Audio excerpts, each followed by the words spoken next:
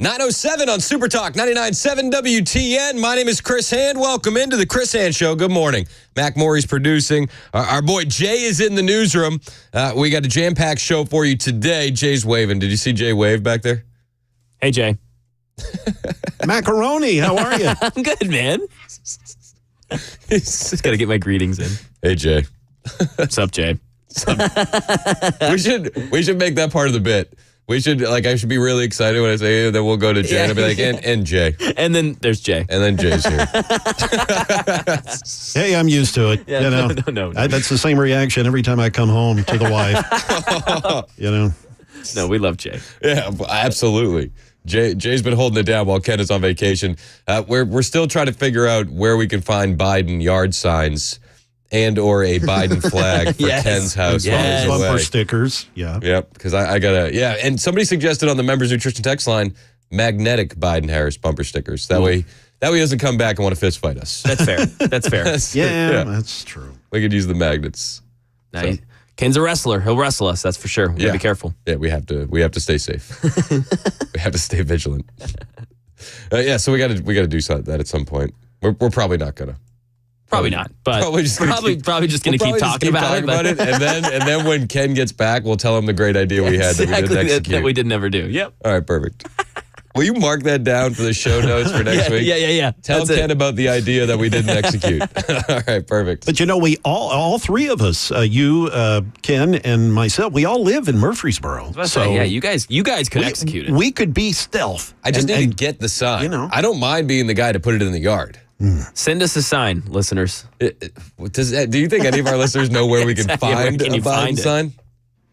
I mean, I know they brought a trash bag full of them to the courtroom yesterday in New York City. Did you see that? Oh, yeah. They turned Donald Trump's trial into a Biden-De Niro rally. It was the craziest thing yesterday. De Niro joined the Biden campaign. And that's why I've joined the Biden-Harris campaign, because the only way to preserve our freedoms and hold on to our humanity is to vote for Joe Biden for president. Part of me wants to believe that the car alarm going off in the background was done on purpose. Just as soon as he's just is De Niro talking? Perfect. And then the guy hits his car alarm. And that's why I've joined the Biden-Harris campaign, because the only way to preserve our freedoms. It kind of flustered him a little bit. Really? We don't have a choice. We don't have a choice. That's Bob De Niro, the newest member of the Biden campaign. He must be hurting for money. Closing arguments were yesterday. Do you have any idea how long closing arguments were? Pretty long. 5 hours. Insane. Was it 5 hours? I read that the prosecutor spent more than 4 hours. Was it closer to 5? Yeah, that's what ABC News is reporting. Yeah, a 5-hour prosecution closing argument. And yet, you listen to the legal experts, even on the Mockingbird media channels, and they'll tell you that they didn't prove anything. There's a guy, what's his name? Oh, man, I'm trying to find the audio. There's a guy on CNN, and he was talking about this. He's a defense attorney, and he's like, they didn't prove anything.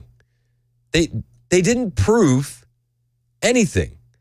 And he's talking about the fact that reasonable doubt is still there. They need to prove beyond reasonable doubt that Donald Trump broke the law. And you think, after listening to all of this, you think they fell short. How? They fell way short, because let's start with reasonable doubt. What is reasonable doubt? And it's not simply a doubt based upon reason. Anytime a human being needs to make an important decision in life, if you have enough information, for example, doctor says you need open heart surgery.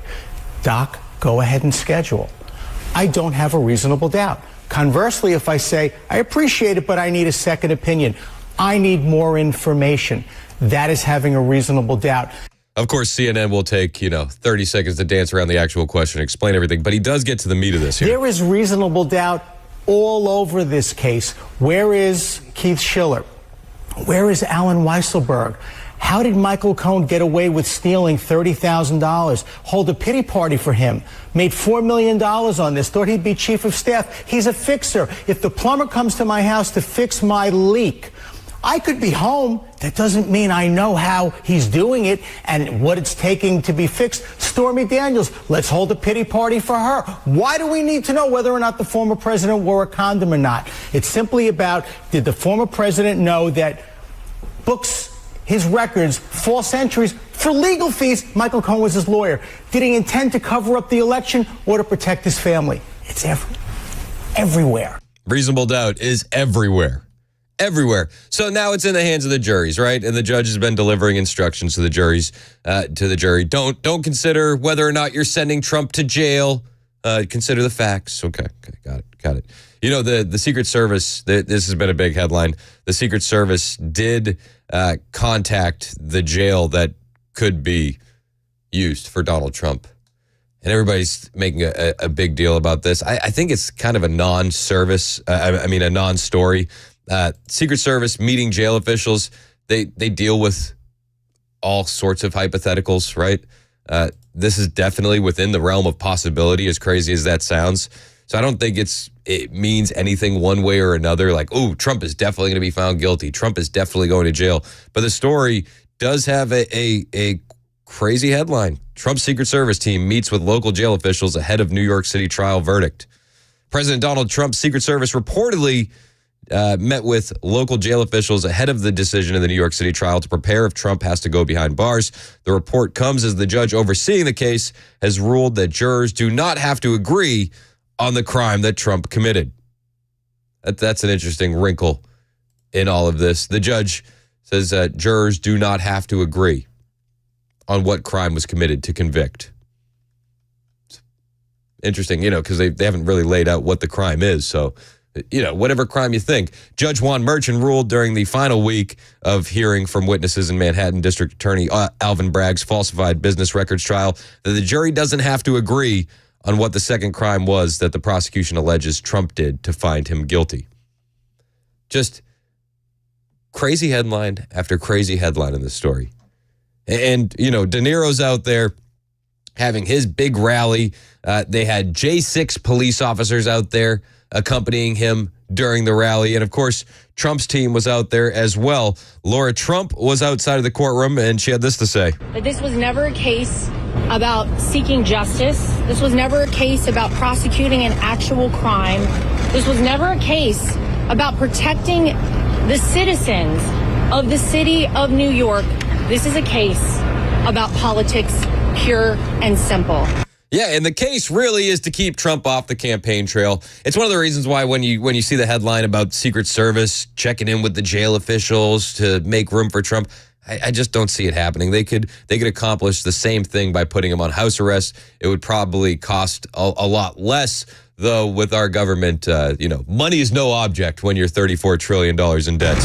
And it is such a shame, as someone who used to live in this city, to see the top law enforcement officer in the city of New York, Alvin Bragg, sitting up in that courtroom, knowing all the resources he pulled together, all the time, all the taxpayer money in this city that was spent to go into this case when, as Eric just noted, you have crime sky high, people being pushed in front of subways, women getting punched in the face in broad daylight in this city, anti-Semitism spewing out of our universities right here in New York City. They're not caring about any of those crimes. They're not pursuing any of those crimes. They care about this. Yeah, they care that Orange Man bad, right? That's why they trot Robert De Niro out there. It's amazing, though, because the amount of celebrities backing Biden has just dwindled and dwindled and dwindled. And I feel like it's just Robert De Niro left. For these lowlives, for Trump. They lied under oath. They lied under oath. Right. Who lied under oath? What are you telling me? Those two traitors behind you. Excuse me? Those two traitors behind you. They lied under oath? That's right. What are you saying?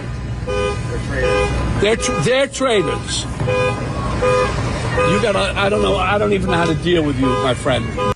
So this guy's heckling De Niro. There's the two J6 cops behind him. And he says, those guys behind you are traitors. They lied under oath. De Niro doesn't know how to deal with it. It was quite the sight to see. There was the cop that cried, the J6 cop that cried, Manone. Do you know Manone? Do you remember that guy? The one with all the tattoos? I don't. Well, he got confronted. Michael Fanone, not Manone, sorry. Michael Fanone. He got confronted by a Trump supporter outside the courthouse. Fanone the traitor right here, guys. You know who lost their life was Ashley Babbitt. She was murdered, an unarmed veteran. Don't start crying on me, Fanone. Don't start crying on me now. So Fanone cried on TV. He cried when he was testifying. Don't start crying on me. Fanone didn't return comment. Don't start crying on me, Fanone.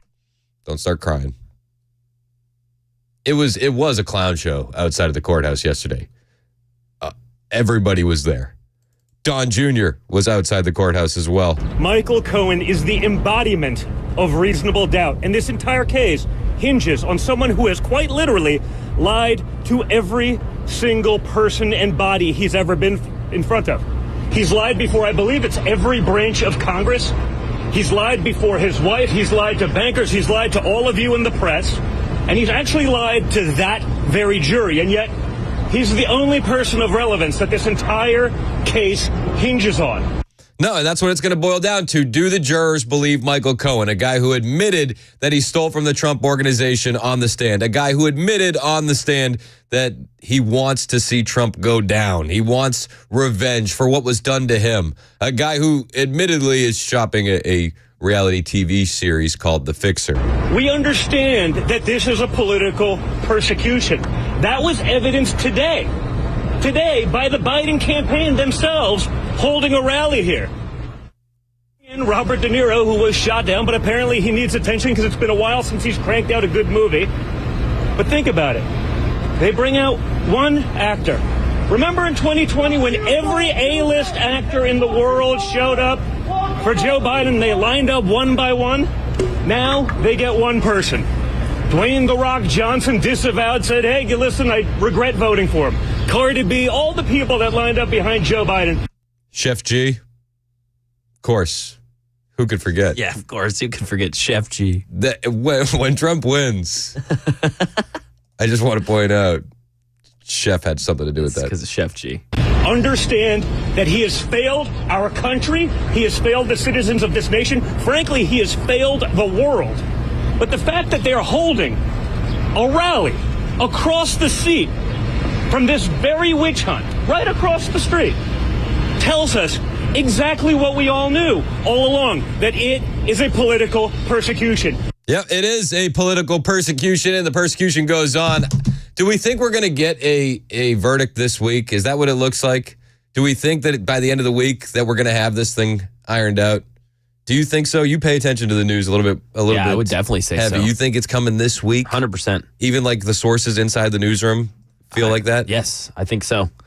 When you get an extension like you did yesterday and they're staying late, I mean, you're probably really close to a final deliberation. I mean, history would tell you anyways. Yeah. I mean, it's only Wednesday, you'd think. I hope so. I hope so, too. What do we do if Trump is acquitted or it's a hung jury? Oh, yeah, we need a plan. Do we celebrate? Do we? Throw a party? Do we pop some sparkling cider in here and get a little... Let's have Chef G on. Ooh. I think he might be busy. I think he's going to host the actual celebration. You're right. You know what I mean? We should put a call out to his people. Get Scary Hallow on the phone. And we'll see if we can get the chef on. It's 9:21 on Super Talk 99.7 WTN. Hey, it's Chris Hand for my friends at the Glock store. The open house is coming so soon. Are you excited about this? I'm excited about this. June 1st, Saturday from 10 to 2. The whole crew is going to be there. Myself, Matt Murphy, Dan Mandis, and you. And if you haven't been to the Glock store before, this is the perfect day to do it. I was kind of a newbie to the Glock store. I hadn't been to the Shoot 270 ranges. I hadn't done the training with the guys at the Glock store, but I had my first session a couple weeks ago. I gotta tell you, it was incredible. No lanes, no pains, just me and my private instructor in a private room. it was so cool. Kevin was who I had. Highly recommend. Great guy. And I learned more about shooting in that 1 hour than I've learned in all of my lane range sessions put together. It just totally changes the way you look at training. So have you experienced the Shoot 270 indoor ranges only at the Glock store? If your answer is no, June 1st is going to be a great day to check it out. Saturday, June 1st, 4th annual open house. I know you've seen the billboards. I know you've heard us talking about it. You're probably aware that they're giving away thousands of dollars worth of great raffle prizes. They're going to have fascinating political and two-way speakers. They're going to offer two of the most engaging shooting competitions with great prizes like the Vortex Fast and Accurate stage and the Nightstick Low Light, No Light stage. I keep saying this. If you haven't seen what it looks like when they do the low light, no light training or what this competition looks like, you are in for a treat. I saw a video. I can't wait to train that way. And you can train that way at the Shoot 270 ranges only at the Glock store. There's going to be incredible one-day only prices on Glock handguns, performance part flash sales, and they're raffling off that custom Glock worth over $1,700 that day. It's the Glock store at Shoot 270, minutes from the airport, worth the drive from anywhere, especially on June 1st.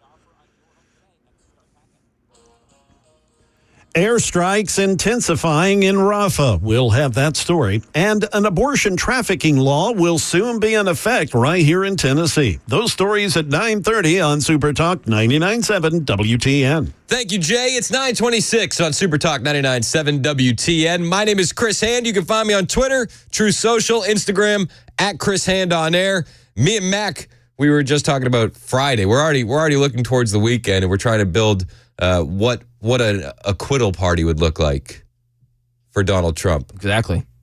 It's definitely going to be some pizza. Maybe some cupcakes. Yes, of course. You know what I mean? Yeah, we need a sweet treat. Some singing. With a Oh, big absolutely. happy acquittal to you. I got a text here from our friend Pat in Cleveland. And he said, I don't think Trump is guilty, and I'm no fan of Trump and won't vote for him. However, liberal judge, liberal jury, liberal DA, and a liberal city. They will convict him, slap him with a fine, and I also think his poll numbers will go up because of it. If he went to jail, I think his poll numbers are going to go up. Teflon Don, nothing is going to affect him if he's convicted. It's not going to hurt. He's going to just brush it off and move on because, most everyone has already made up their mind on what's going on in the trial. You either love it or you think it's a disgrace. I don't think there's a lot of middle ground in America when it comes to the Trump trial. I think that that's out the window. Or Trump in general, yeah. Fair enough. Yeah. Fair enough. Carolyn, leave it. Levitt, leave it. Levitt or leave it? Well, we'll leave it there, yeah. Yeah, perfect. We could probably do stupid puns all day. She was outside the courtroom. She's a Trump spokeswoman. And she had this to say about the trial. What you just heard from is a desperate and failing and pathetic campaign who knows that they are losing. Joe Biden's sending his campaign outside of this criminal courthouse. It is a full-blown concession that this trial is a witch hunt that comes from the top, comes from Joe Biden, and he is using a far-left district attorney in this city, Alvin Bragg. This case would have been laughed out of any other courtroom in America. Legal scholars on both sides of the aisle, even liberal legal scholars agree there is no crime, there is no case. But Joe Biden knew he could use Alvin Bragg, who is sitting in that courthouse today, wasting away the tax dollars of the hardworking people of this city to go after Joe Biden's political opposition.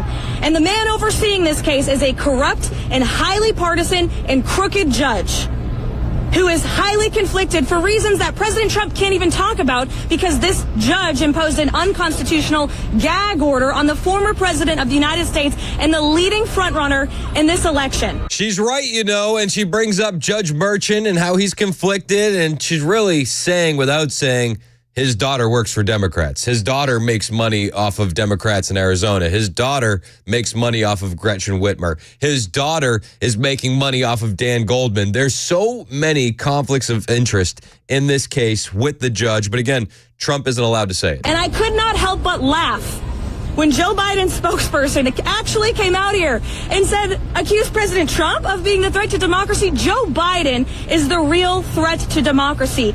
He is weaponizing our justice system. Look at all of you. This is a communist show trial. There are real problems in America, and you are all out here covering this because Joe Biden is weak, he's pathetic, he's a threat to democracy, not only with this weaponization of our justice system, but with his wide open border invasion that is allowing a mass invasion of illegal people into this country. Terrorists, criminals, our economy is in shambles. We are heading towards World War III. Those are the issues real Americans care about. That is why President Trump is going to win this election, and ultimately he will be vindicated of this sham crooked trial because he has the truth on his side and he is an innocent man. We can hope so, but again, like our friend Pat said on the Members Nutrition text line, liberal jury, liberal DA, liberal city, liberal judge.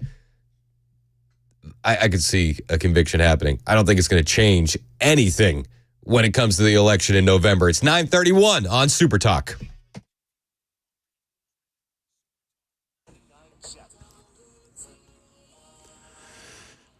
Good morning. It is 9:31, and I'm Jay Harper with your top stories. Plenty of sunshine, 70 degrees on Music Row. We'll get you that weather forecast here in just a bit. Airstrikes have intensified in Rafah as Israeli forces continue their offensive. Tanks have even moved into central Rafah this week. This after the Hamas-run health ministry says an airstrike over the weekend killed 50 Palestinians, including women and children, near a refugee camp. Israel says that strike took out 2 Hamas leaders. ABC's Britt Clinette, she has more from Tel Aviv. The IDF claiming it was the fire that broke out following the strike that caused mass civilian casualties, and that they're investigating what triggered that fire.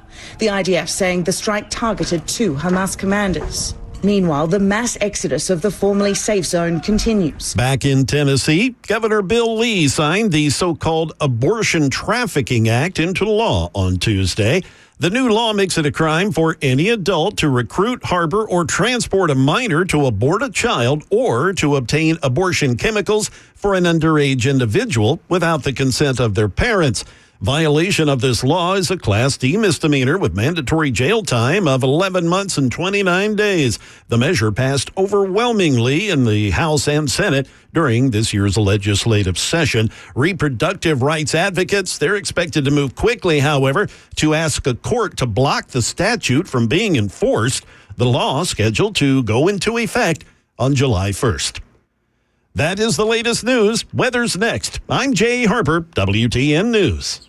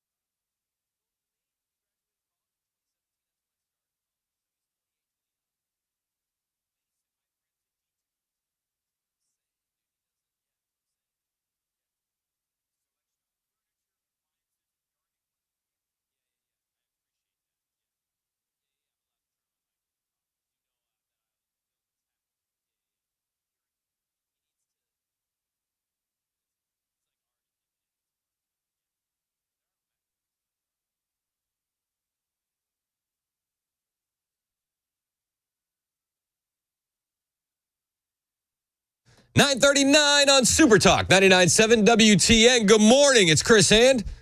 Show starts at 9. In case you're just getting here, Todd, just putting that out there. I haven't heard from him yet on the Members Nutrition text line. Show starts at 9.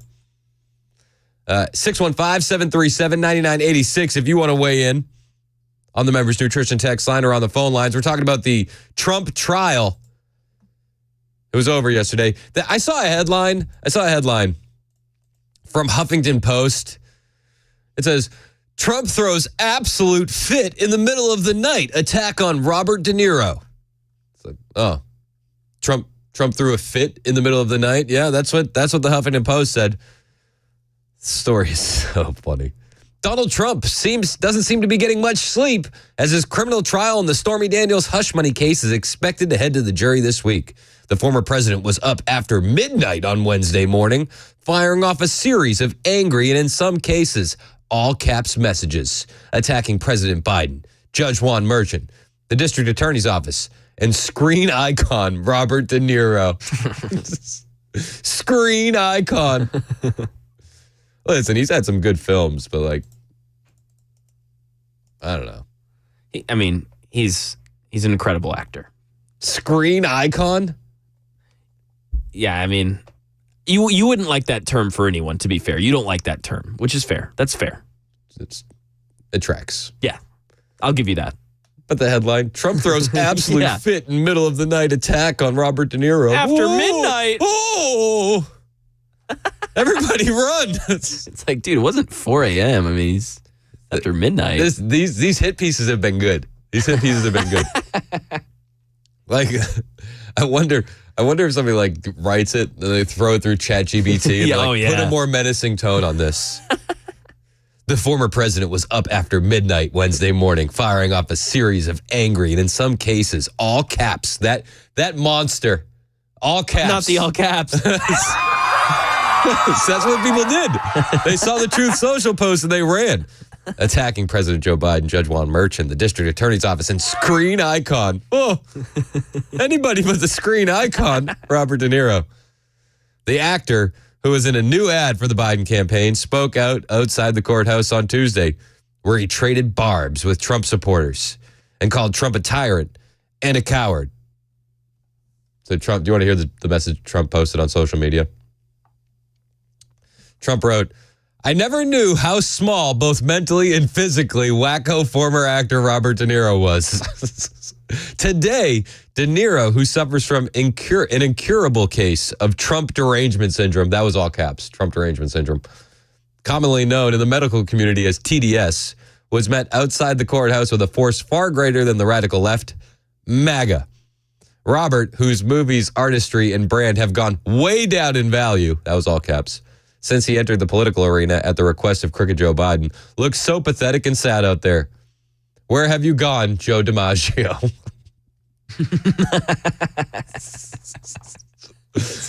I think it's hilarious.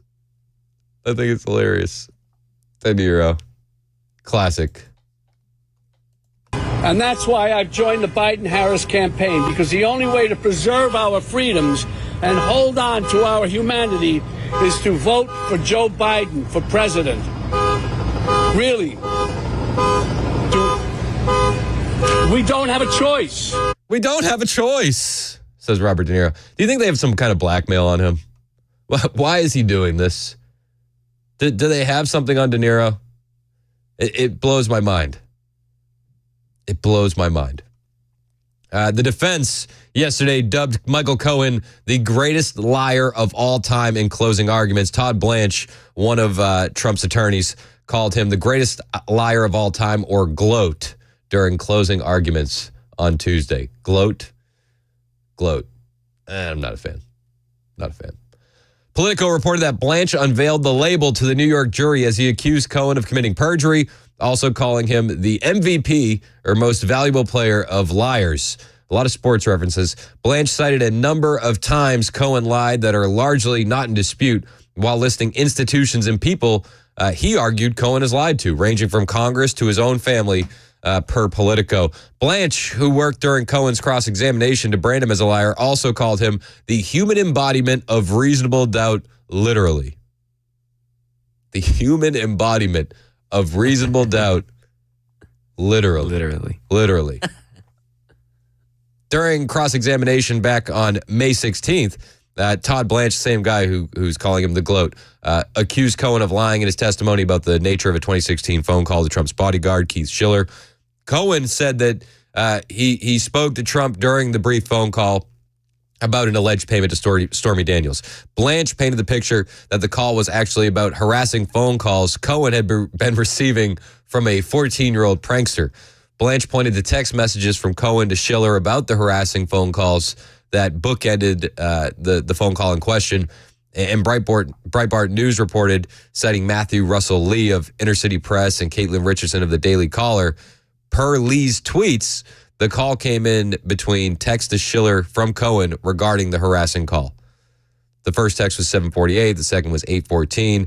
The Daily Caller's Caitlin Richardson reported from the courtroom that Schiller left a voicemail at 8:01 and followed up, text me at 8:02. The disgraced former attorney then called him at 8:02. You lied about this. You said you didn't remember the harassing phone calls. Now you claim that in 1 minute and 36 seconds, you spoke about the harasser and Stormy Daniels. So they're calling Cohen a liar. Will the jury believe it? Now we wait. We wait. And the Biden campaign is using this as a moment to try to campaign. They brought a trash bag full of Biden-Harris campaign signs, which is quite fitting because that's where they belong in the first place. J.D. Vance talked to Breitbart News. They did an exclusive interview about Robert De Niro.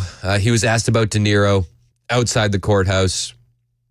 And they asked him, what do you think of the Biden campaign and their decision to bring out, of all people, Robert De Niro, and of all days, closing arguments to stage a press conference outside the Trump trial? J.D. Vance responded, well, first of all, what business does the president have at the show trial of his chief political rival? The impartial administration of justice requires that jurors not feel intimidated. Would you feel intimidated if the president sent a bunch of hacks to yell at you outside of the courtroom? The Biden administration's entire argument up to this point is that this is a local case in New York. They're not involved at all. So they decide to show up during closing arguments and stage a campaign rally? Yeah, that's what they decided to do. It's not political. He went on to say, De Niro is, of course, a joke. His wild gesticulation, what he said, he's a washed-up actor campaigning for a washed-up president. We've been saying this entire trial is political theater for Joe Biden, and he decides to send a literal actor to a campaign rally on the day of closing arguments. It's like the Democrats are trying to make our argument for us. Nailed it. That was an exclusive interview with J.D. Vance to Breitbart News. They've been saying over and over and over, this isn't political. This has nothing to do with politics. No one's above the law. And then they stage a political rally right outside the courtroom. Weird. Trump's legal troubles may not be over. There's word that there could be a new lawsuit happening soon. E. Jean Carroll's lawyers are threatening a new lawsuit because Trump denies meeting E. Jean Carroll. Yep. In a response to a social media post from Donald Trump, E. Jean Carroll's lawyer said that all options are on the table to go after the 45th president again in a lawsuit. Carroll, she sued Trump for defamation after he said that her claims that Trump raped her were false. Trump said the claims were not true again in a post on Truth Social, and now everybody's up in a tizzy. We've said several times since the last jury verdict in January that all options are on the table, and that remains true today. All options are on the table, the lawyer said in response to a social media post in a statement to The Hill. The post from Donald Trump was on Memorial Day, where he said, Happy Memorial Day to all, including the human scum that is working so hard to destroy our once great country, and to the radical left, Trump-hating federal judge in New York that presided over, get this, 2 separate trials that awarded a woman who I never met a quick handshake at a celebrity event 25 years ago doesn't count, $91 million for defamation. That was his post. So they're threatening more lawsuits against Donald Trump. More legal action. Lawfare. That's what you got to do. That's what you got to do when you can't win elections. And like I said earlier, Biden hired January 6th police officers to help him campaign in swing states. This is what you do when you can't campaign on a record. You can't campaign on your record, so you gotta campaign on the horror, the absolute horror of January 6th. So President Biden's re-election campaign, they're going all in. They've hired a couple of J6 cops to help. Sergeant Gunnell, Officer Harry Dunn, Officer Danny Hodges will accuse Trump of posing a threat to democracy in key swing states, beginning in Nevada and Arizona. Dunn is fresh off a primary defeat in a campaign for a congressional seat from Maryland. He actually said outside the courtroom yesterday, he's like, I just got finished losing an election. Pretty much verbatim. His campaign failed after troubling allegations of domestic abuse resurfaced. And this is the guy that Joe Biden's going to have campaign for him. A domestic abuser, alleged. As well as reports that he was suspended without pay from U.S. Capitol Police in 2012 after improperly handling his department-issued firearm. That's not good. That's who you're hiring? That's who's supporting Joe Biden.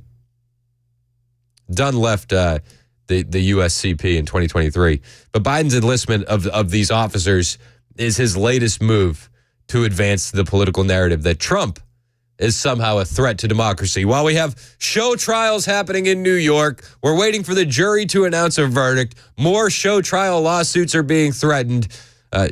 Joe Biden has to say Trump is somehow a threat to democracy. It's 9:51 on Super Talk 99.7 WTN.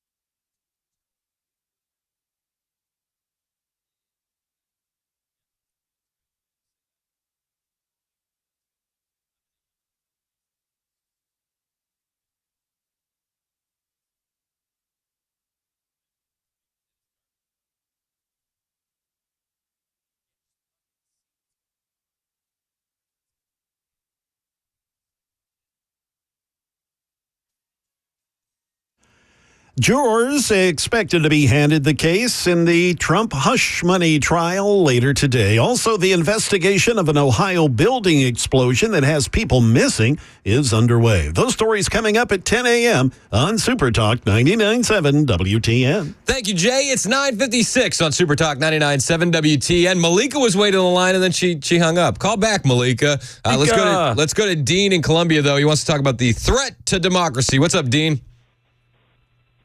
Yo, Dean. All right. Well, okay, there we go. All right, what's up? What's up, Dean? How are you, Chris? I'm good, man. Good. I wanted to make this argument about being a threat to democracy. Yes, we are a threat to democracy because we are trying to restore the representative constitutional federal republic that we were given in 1789. How hard is that? We're a constitutional republic, not a democracy, Dean. That is absolutely right. Nobody makes that argument. They all say we're a democracy. Well, get over it. We're not. No, but I will say this. I think that the Republicans have taken that line and just co-opted it because you can use it against Biden a lot better than the Democrats are wielding it. It's too many multisyllable words for most of the population. Fair enough. Hey, I appreciate your call, Dean. Thanks so much, man. Too many syllables. All right, so there's been talks about Biden not being able to be on the ballot in Ohio. I have an update on what they're doing to remedy that. There's also a story that Biden staffers are leaking information to Politico, which is a wild story, which I'm going to get into. Also, Karine Jean-Pierre was asked about it. But real quick, Mike in Spring Hill, you're next on Super Talk. What's up, Mike? Hi, thanks for answering my call. You mentioned it, January 6th being outrageous, what happened, but I never hear, very seldom, about the female, unarmed, killed by an armed Capitol Police officer. Ashley Babbitt. To me, Ashley Babbitt. Pardon? Ashley Babbitt? Yeah. Yeah. That's outrageous, actually, but yet nobody says anything. Well,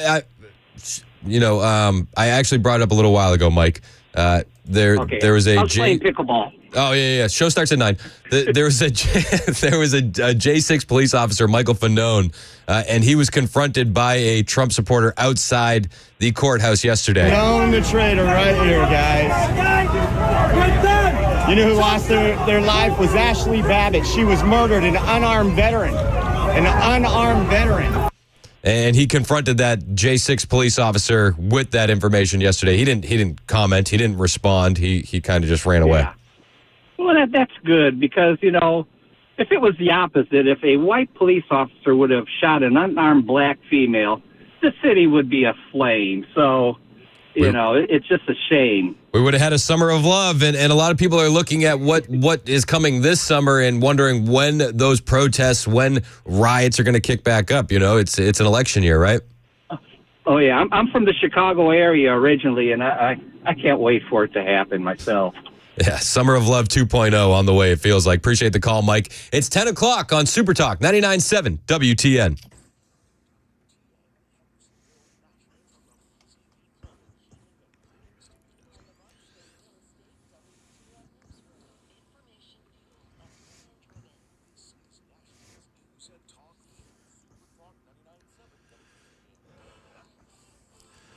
Good morning. It's 10 a.m. and I'm Jay Harper with your top stories. We've got plenty of sunshine. We're up to 73 degrees. A complete weather forecast on the way in a couple of minutes. A traffic note in Rutherford County in the Murfreesboro area. Interstate 840 northbound between exits 61 and 65. That section of the interstate is closed there due to an overturned vehicle crash. That's been going on for about the last 20 to 30 minutes or so. So, again, a note there. If you are wondering, if you're sitting on 840 wondering what the situation is, there you have it. As we get to the news now, of course, the news of the day. Jurors in former President Trump's hush money trial, they are expected to be handed the case today, and they'll begin deliberations to reach a verdict. Judge Juan Merchan is first giving jurors instructions. ABC's John Santucci says no one No one, including Trump, will be allowed to leave during the remainder of the proceedings. Security getting in and out of there is like Fort Knox. So to think that anybody is able to leave in this proceedings is just not possible. And I think for Donald Trump, that's where he's going to get frustrated, right? I mean, and we know that when he gets frustrated and angry, we're going to be watching Truth Social. He's going to have to restrain himself because while they're deliberating, while this case is still going on, that gag order is still in effect too. So best behavior. Meanwhile, in Ohio, an explosion at a building in Youngstown has left several people injured and others missing. Here's ABC's Derek Dennis. Witnesses say the blast could be heard for miles. It sounded like a big piece of machinery fell flat onto the side street. Alan Rogers works about a half block away from the fiery building explosion in Youngstown, Ohio, Tuesday afternoon. Several victims had to be hospitalized and 2 others were missing from the scene. Ron Flaviano watched it unfold. All I could think of was 9/11 with the smoke and the dust and everything, just on a much smaller scale. It was glass, smoke, paper. Authorities say so far there's no foul play suspected. That is the latest news. Weather's on the way. I'm Jay Harper, WTN News. The Guaranteed Offer is the easiest way to sell your home. It's really simple. We bring you an all-cash offer. You close in as little as 21 days. No home inspections, no lockboxes, no open houses. Go to markspain.com to get a guaranteed offer and start packing. Hey, what's up, guys? This is Matt Murphy for Members Nutrition. I want to tell you about the Members Nutrition difference, and I want to encourage you to go over to the Members Nutrition website. Number one, they believe at Members Nutrition that they can sell vitamins and supplements at a lower cost point, and they're doing it every single day at membersnutrition.com. Number two, they want to make these products right here in the United States of America, not from some overseas company, and they do that every single day. I encourage you to go to membersnutrition.com. You'll get 50% off your purchase price at checkout. You don't have to put in any codes. Just go to membersnutrition.com. Once again, membersnutrition.com. Hey, it's Dan Mandis, and I am so glad that California Closets has fixed my closet catastrophe. After exact measuring and planning, they came over and got to work. Yeah, once it was all plotted out on their 3D CAD system, the pieces are measured, cut, and precisely installed into my space. It was clean, fast, and professional, and above all, my new closets look and function great. Now, this was my dormer, and now this is my new dormer thanks to California Closets. Look at all of this added space for shirts and shoes, you name it, and it is cut so precisely, simply amazing. And my old closet that has now been reborn as the ultimate in style and functionability, making the best use of the space that I had. They can work on just about anything: bedrooms, garages, home offices, closets, pantries, and so much more. Find them online, CaliforniaClosets.com, and see what they can do for you. You can schedule a free design consultation. Mention my name, CaliforniaClosets.com.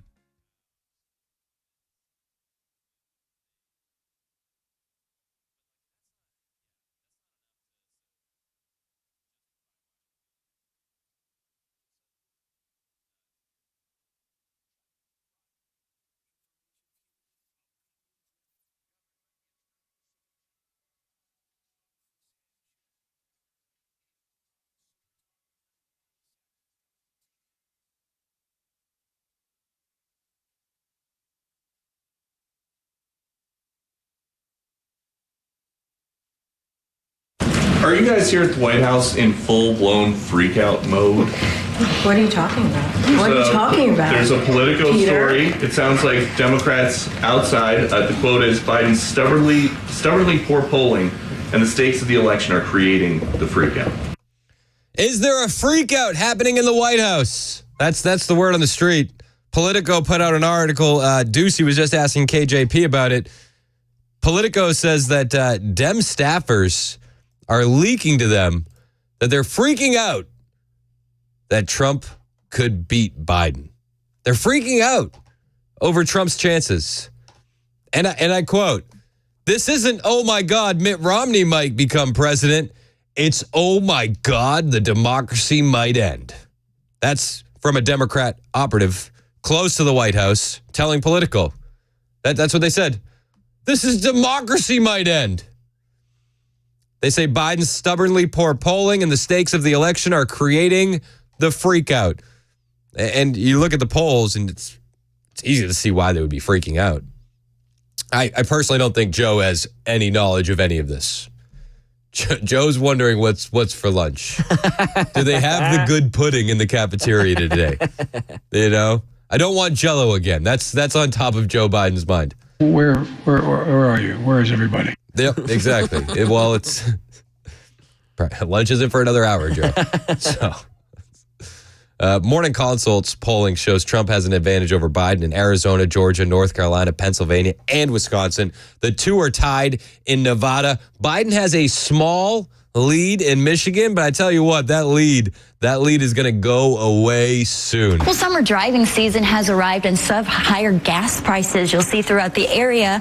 According to AAA, the average price in Michigan right now is $3.66 per gallon. That's up 11 cents since last week and slightly more this time last year. Gas prices are up higher than they were this time last year in Michigan, and we've seen all the movement in Michigan.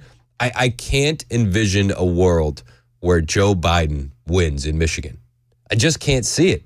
From the EV mandates to how he's hurting the car manufacturers to the abandoned Biden movement and the Muslim population in Michigan to, just go down the list. How?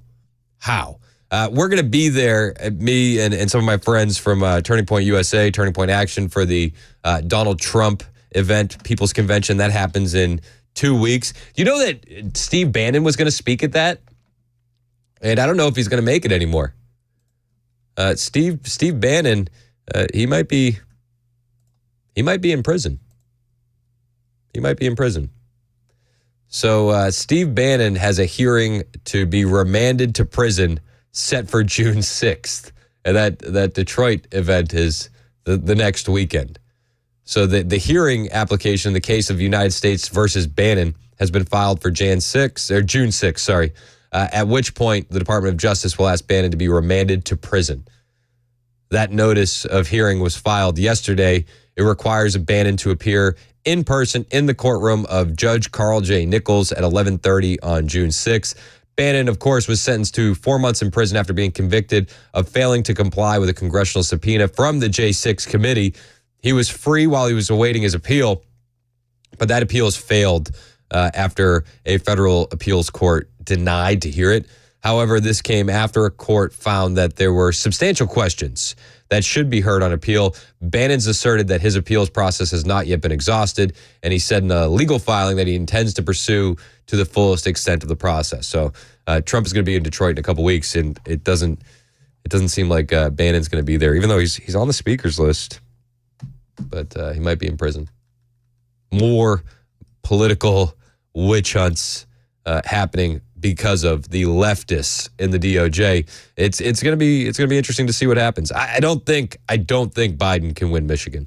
I look at the polling and I still just don't believe it. Although in 2020 I felt the same way. I actually lived in Detroit during the Flint water crisis, moved to Pittsburgh right after. I really like the Rust Belt, really like the Midwest, and I know a lot of people there. They don't like what's going on with the Democrats, even if they're Democrat. Do you understand that part of it?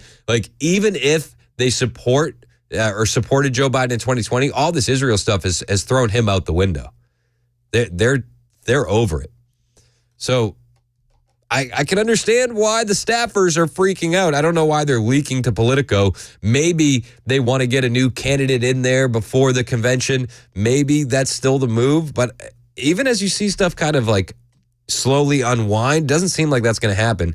There was all this talk that Biden wasn't going to make the ballot in Ohio because of their deadline for when the president's going to be nominated. And now we're hearing the DNC is going to hold a virtual nomination to make sure Joe Biden can qualify for that Ohio ballot. So the virtual roll call is going to happen August 7th, which is a few weeks before the DNC convention is going to be held in Chicago. So he's technically going to be nominated COVID style before the convention. So August 7th, that's going to be the line in the sand, right, when they nominate Joe Biden.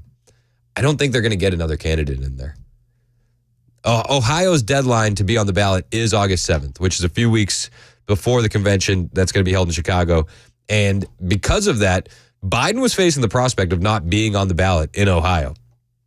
But the DNC announced yesterday that they're going to hold a virtual call in order to nominate the president ahead of the convention. DNC Chair Jamie Harrison announced that move on Tuesday.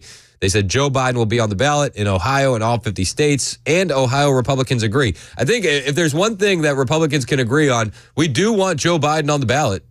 I would much rather have Joe than any last-minute swap.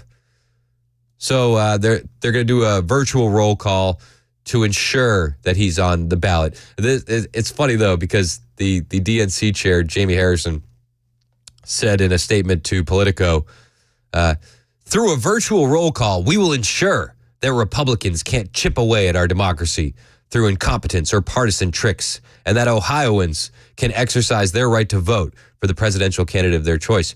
But they literally say in the first part of the statement, Ohio Republicans agree. So nobody's trying to chip away at democracy, even though that's the nice talking points from the DNC. The virtual nomination process, again, is going to look similar to what the Democrats did during 2020 when we had COVID lockdowns.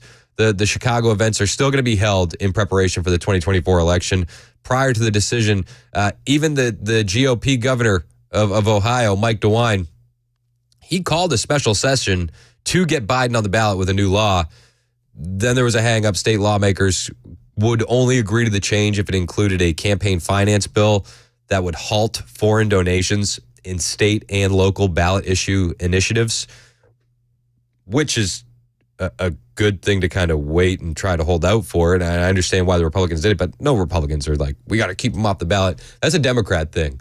That's reserved for Democrats in Colorado and Maine and all over the place. That's a Democrat thing. There were other states that were having this issue too about certification deadlines. Washington and Alabama, they worked out a new deal so that way they don't have to worry about it. This was always going to be a non-story. I think the real key piece of information here, though, is that Joe Biden is going to be nominated selected as the nominee for the Democrats on August 7th before the DNC convention. That is a key piece of info. It shortens the amount of time that they'll have to replace Joe Biden. And again, I don't know if he can win in Michigan. They say in the polls Joe Biden has a slight lead. But even top Democrat officials in Michigan refuse to back Biden. They refuse to. And it goes back to what's happening in Israel, in all honesty. Macomb County Executive Mark Hackel, he's a Democrat. He told Detroit News columnist Noel Finley on Monday that he does not plan to vote in the presidential election because he dislikes Biden and former President Trump. He said, I don't have an interest in voting for president, and I feel disappointed by that. I dislike both candidates. All they do is talk negative about each other instead of talking about themselves and their ideas. Joe doesn't have ideas. People behind Joe have ideas. But he says, with Biden, I won't work for him. I'll let the people of Macomb make their own choice. I'm not voting for anyone just because a political party tells me I have to. Democrat consultant Adolph Mongo told Finley that Hackel's decision hurts Biden, and Democrats will have to put up a lot more resources in Macomb County. He also pointed to Hackel's moderate tendencies as a reason for his lack of support for Biden or Trump. Macomb County is situated in the southeast part of the state. It's the third largest county population-wise, almost 1 million residents, and it's been a key county in recent elections. The presidential candidate who has won it in three of the last 4 presidential elections has gone on to win the state and the White House. So when you have top Democrats in this county saying they're not supporting Joe Biden, that's a big deal. Robert in Nashville wants to talk about 3D chess. Rob, you're on Super Talk. Yeah, hey, how are you? Good to talk to you again. Yes, sir. Nobody's talking about the 200-plus judgeships that the Biden administration has filled. They're actually, Trump was famous. His big deal was the 3 on the Supreme Court, correct? But he also filled a bunch of judgeships that were open in the country, circuit courts and district courts and whatnot. Biden is on pace to break that record, and I think there were 237 of them left, and he is expected to fill virtually all of those before November. All with very, very radical judges, and you know what happens. You know, this was test run years ago. I talked to Dan Mandis about this when he was in your slot, and back in 2018, they test ran this whole thing in California when they were going through elections, off-cycle elections, and the Republican had been announced as the winner on the night of the election, and the next morning, lo and behold, they found all these drop boxes and whatnot and sued to have them admitted. Mm-hmm. And, of course, the Democrats, it went from a win for the Republicans to a loss and a win for the Democrats. That happened in 2020, hence, you know, in Pittsburgh, all places like that, Atlanta, those, you know, we know all that's been well documented or well talked about, right? All the shenanigans that have gone on. That was actually test run back in 2018. David Zanotti, I don't know if you know that name or not. He spoke about that quite a bit back then. Anyway, Biden has quietly been breaking Trump's record for circuit court judges and district judges and whatnot around the country. I think in preparation for this election and shenanigans going on, so pay attention to that. Yeah. Appreciate your time. Hey, thanks for the call. Oh, hey, one more thing.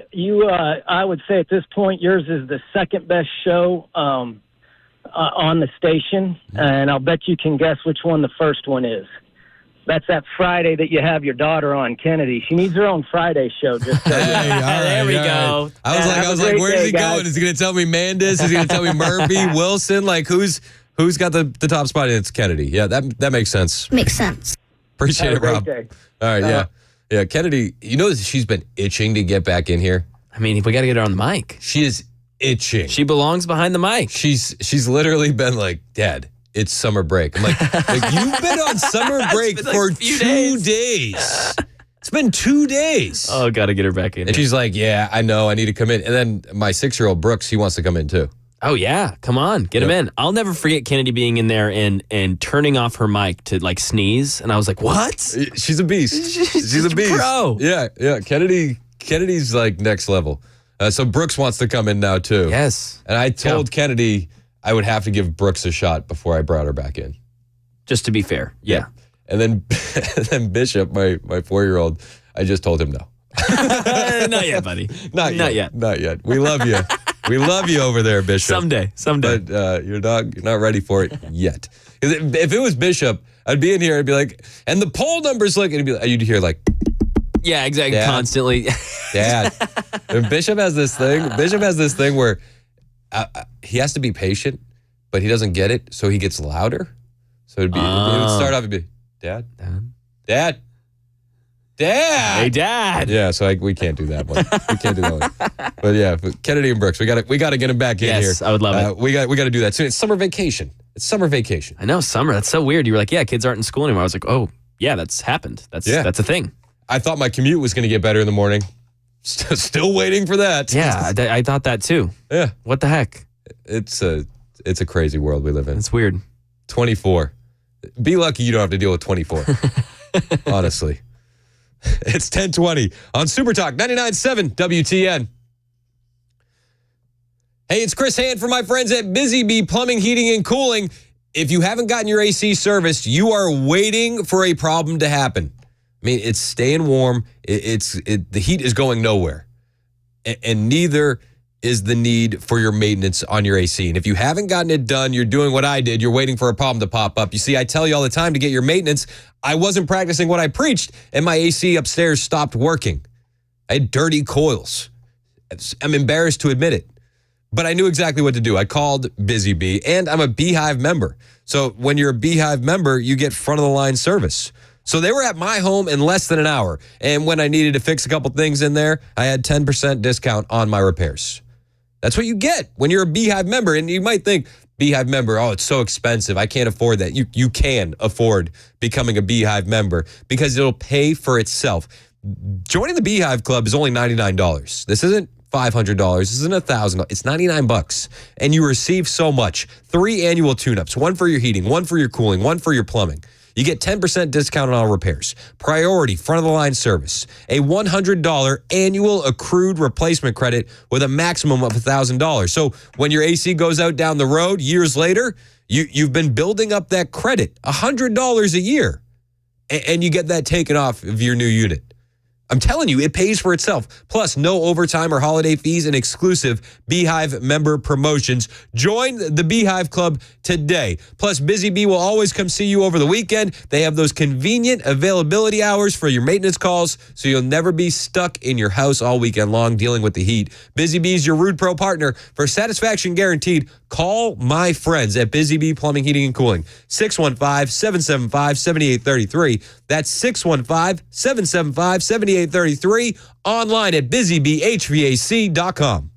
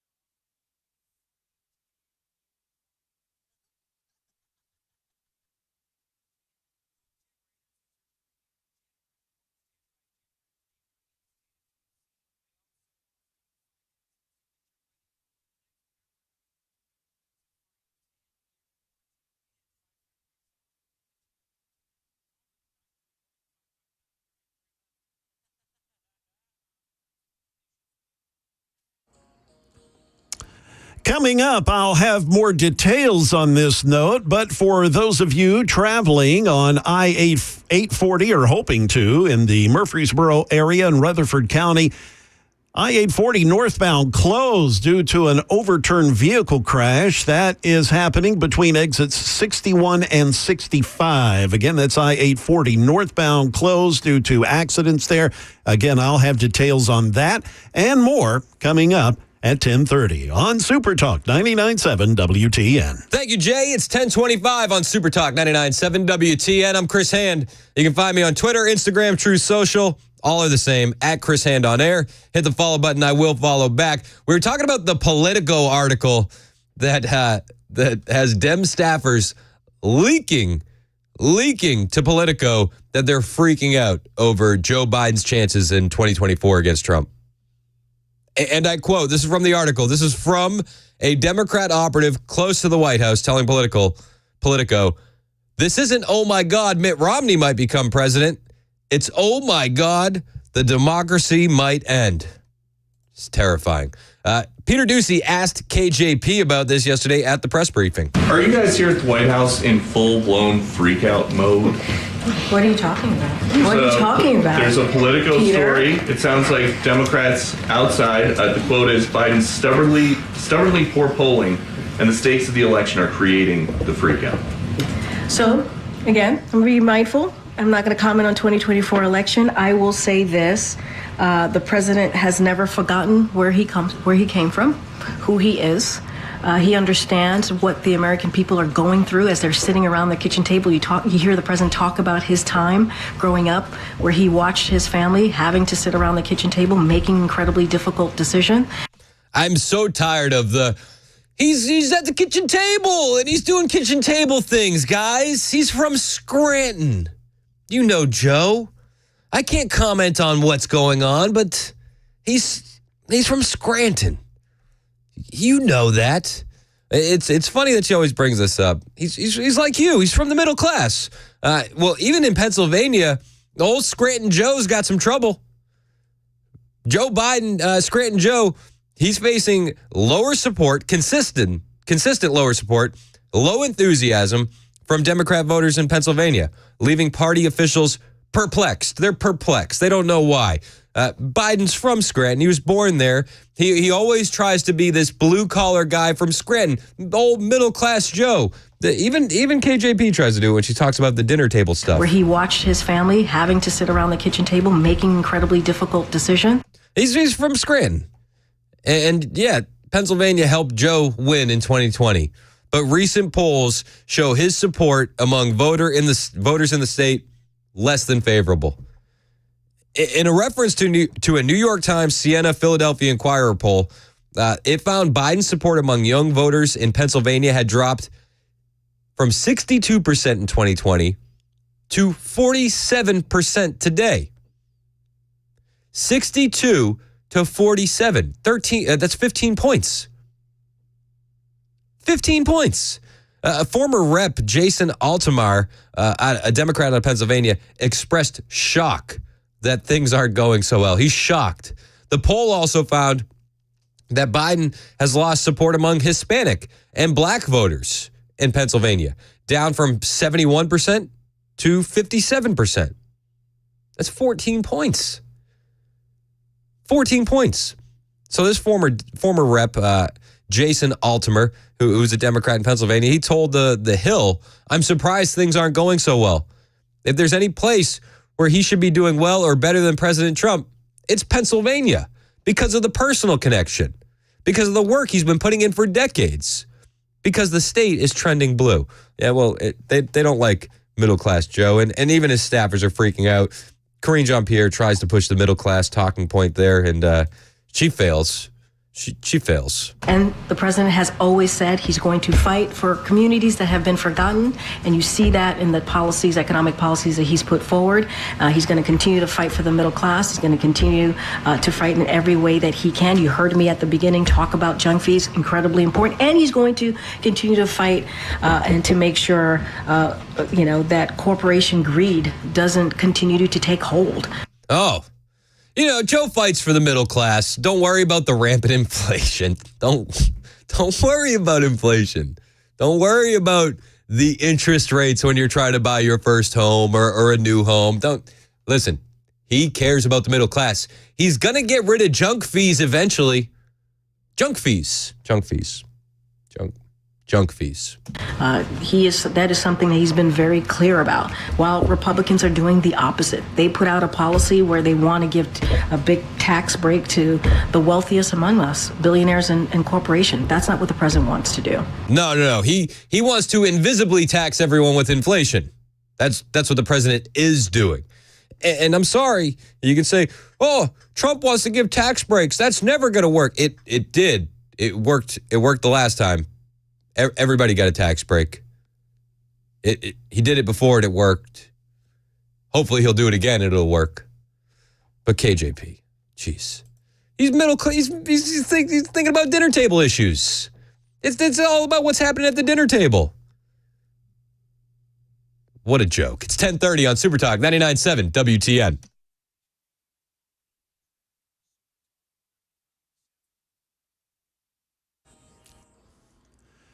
Good morning. It's 10:30 a.m. I'm Jay Harper with your top stories. We've got a mostly sunny sky, 74 degrees. We'll get that weather forecast to you here in a bit. All right. We've got two crashes, apparently, that have caused the closure of I-840 in Rutherford County. Now, I am aware that I-840 runs east and west. The location where an overturned tractor trailer has forced the closure here is actually north in direction as it's headed toward Lebanon. But anyway, somebody made note that, hey, 840 runs east and west. Yeah, I appreciate the clarification there. Anyway, 840 is closed. Jefferson Pike toward Lebanon right there, and also at New Nashville Highway between Murfreesboro and Smyrna. And again, it's an overturned tractor trailer there. So just letting you know, if you're in that area, you're going to have quite the headache. You can take alternate routes. Lebanon Highway can be used as an alternate to avoid the 840 crash. Old Nashville Highway or I-24 can be used as an alternate route for another crash that's there in the area. The point being, I-840 ain't the place to be if you're trying to get from Murfreesboro up toward Lebanon. Today, jurors in former President Trump's hush money trial will be handed the case, and that'll begin the deliberations process to reach a verdict. The judge there is first giving jurors instructions. While it's impossible to predict the outcome, ABC's Aaron Katursky says the jury could come back with a split verdict, and he outlines the nature of the charges against the former president. The jury may decide that some of the records were falsified but not others, or to hold Trump accountable for falsifying some of the records but not others. So a mixed verdict is certainly possible, but any conviction would mean that former President Trump is guilty of falsifying business records to cover up this conspiracy to corrupt the 2016 election. That is the latest news. We've got weather next. I'm Jay Harper, WTN News. Thank you, Jay. It's 10:33 on Super Talk 99.7 WTN, and it's a perfect time to start thinking about your financial future. Do you have things lined up the way you should? Are you sure? Well, if you're not sure, you need to talk to my friends at Paul Winkler, Inc. You know Paul. He's been hosting the investor coaching show that runs on WTN every Saturday from 3 to 6. He's been hosting that for almost 2 decades, over 2 decades. And he got his start on that show after he spent time studying under an economist who went on to win a Nobel Prize. That's how Paul got his feet wet in the industry. That's pretty cool. And he's also an avid collector of financial planning designations. He has up to 8 now. He's the perfect guy to talk to make sure your ducks are in a row for your financial future. And this is why my wife and I work with Paul. We heard him on WTN hosting the investor coaching show before I got my show here. And when I came on board, it was a no-brainer. I want to work with Paul. I already trust Paul. I feel like I know Paul. And when I got to sit down with Paul and break bread and have my questions answered, I realized he's the same guy that you hear on the radio. He's honest. He's smart. He gets to the point and he can break things down for you in a way that you can understand. Plus, Paul and his team hold themselves to the highest level of fiduciary status. Because of that, Paul wants to make sure I tell you I get paid when I do these commercials. He wants the transparency. He wants the honesty. Where else do you hear that? I like that. I also like that his team does nothing on commission. And they focus more on education so that way you never have that uneasy feeling of blind trust. They'll look at your whole financial picture and then they'll start helping you make decisions because your financial picture is going to be unique to you. But it starts with a phone call. And you can set up that phone call super easy at your convenience. Just go to paulwinkler.com. That's it. Just type it in today. paulwinkler.com.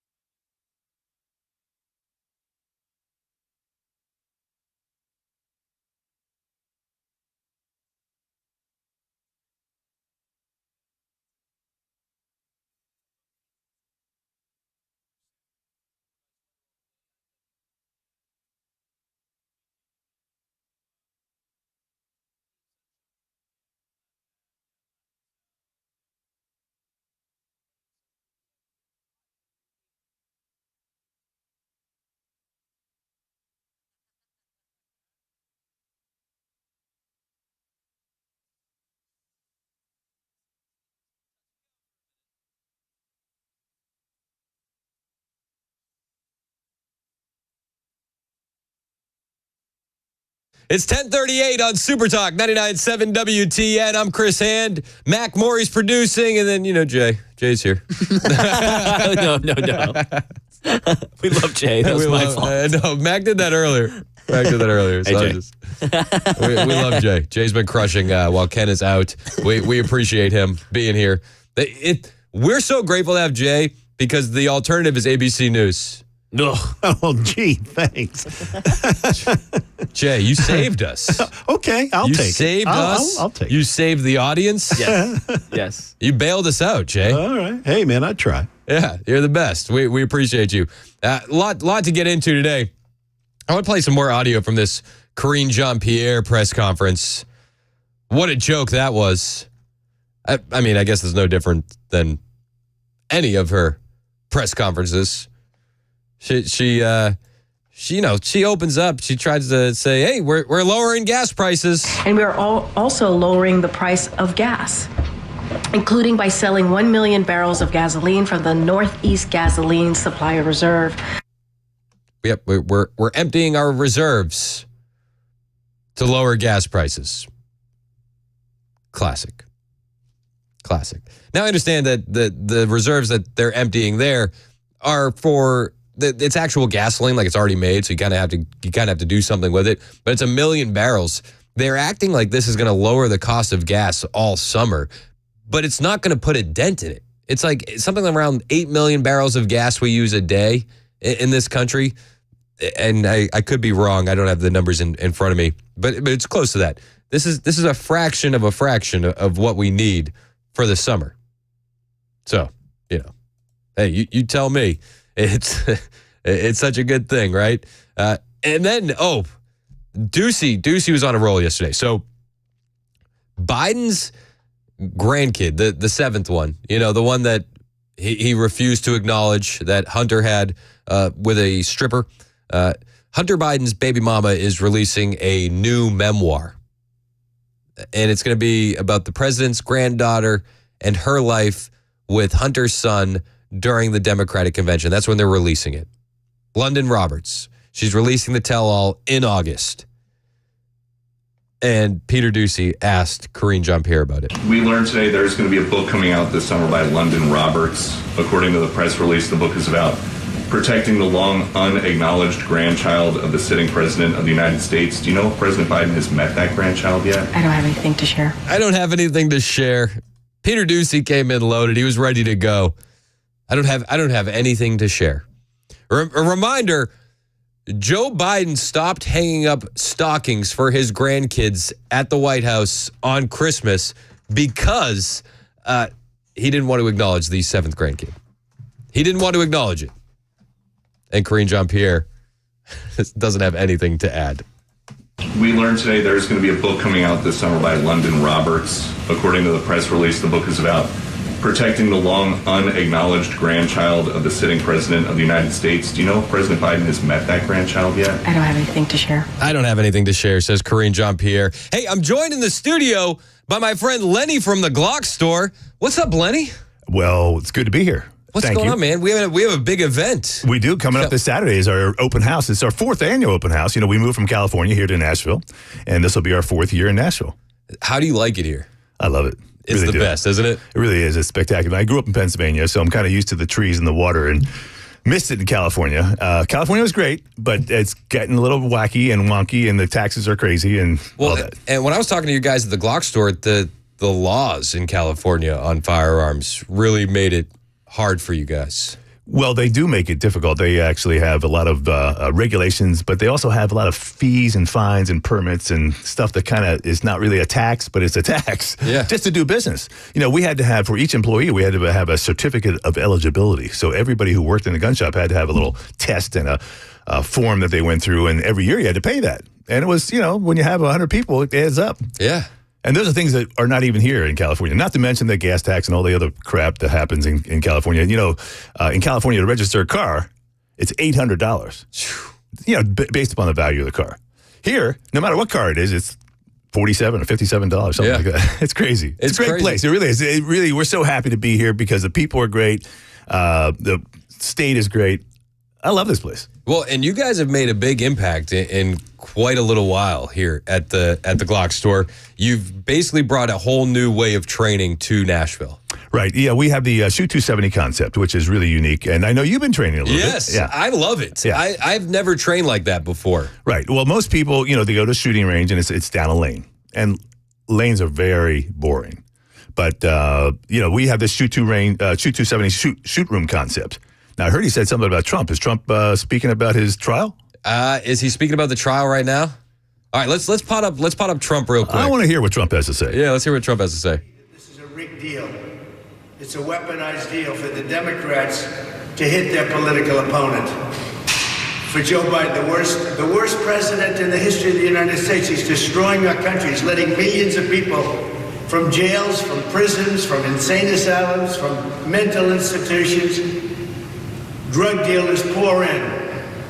Venezuela, if you look at their crime statistics, have gone down 72% in crime because they're releasing all their criminals into our country because of this horrible president that we have.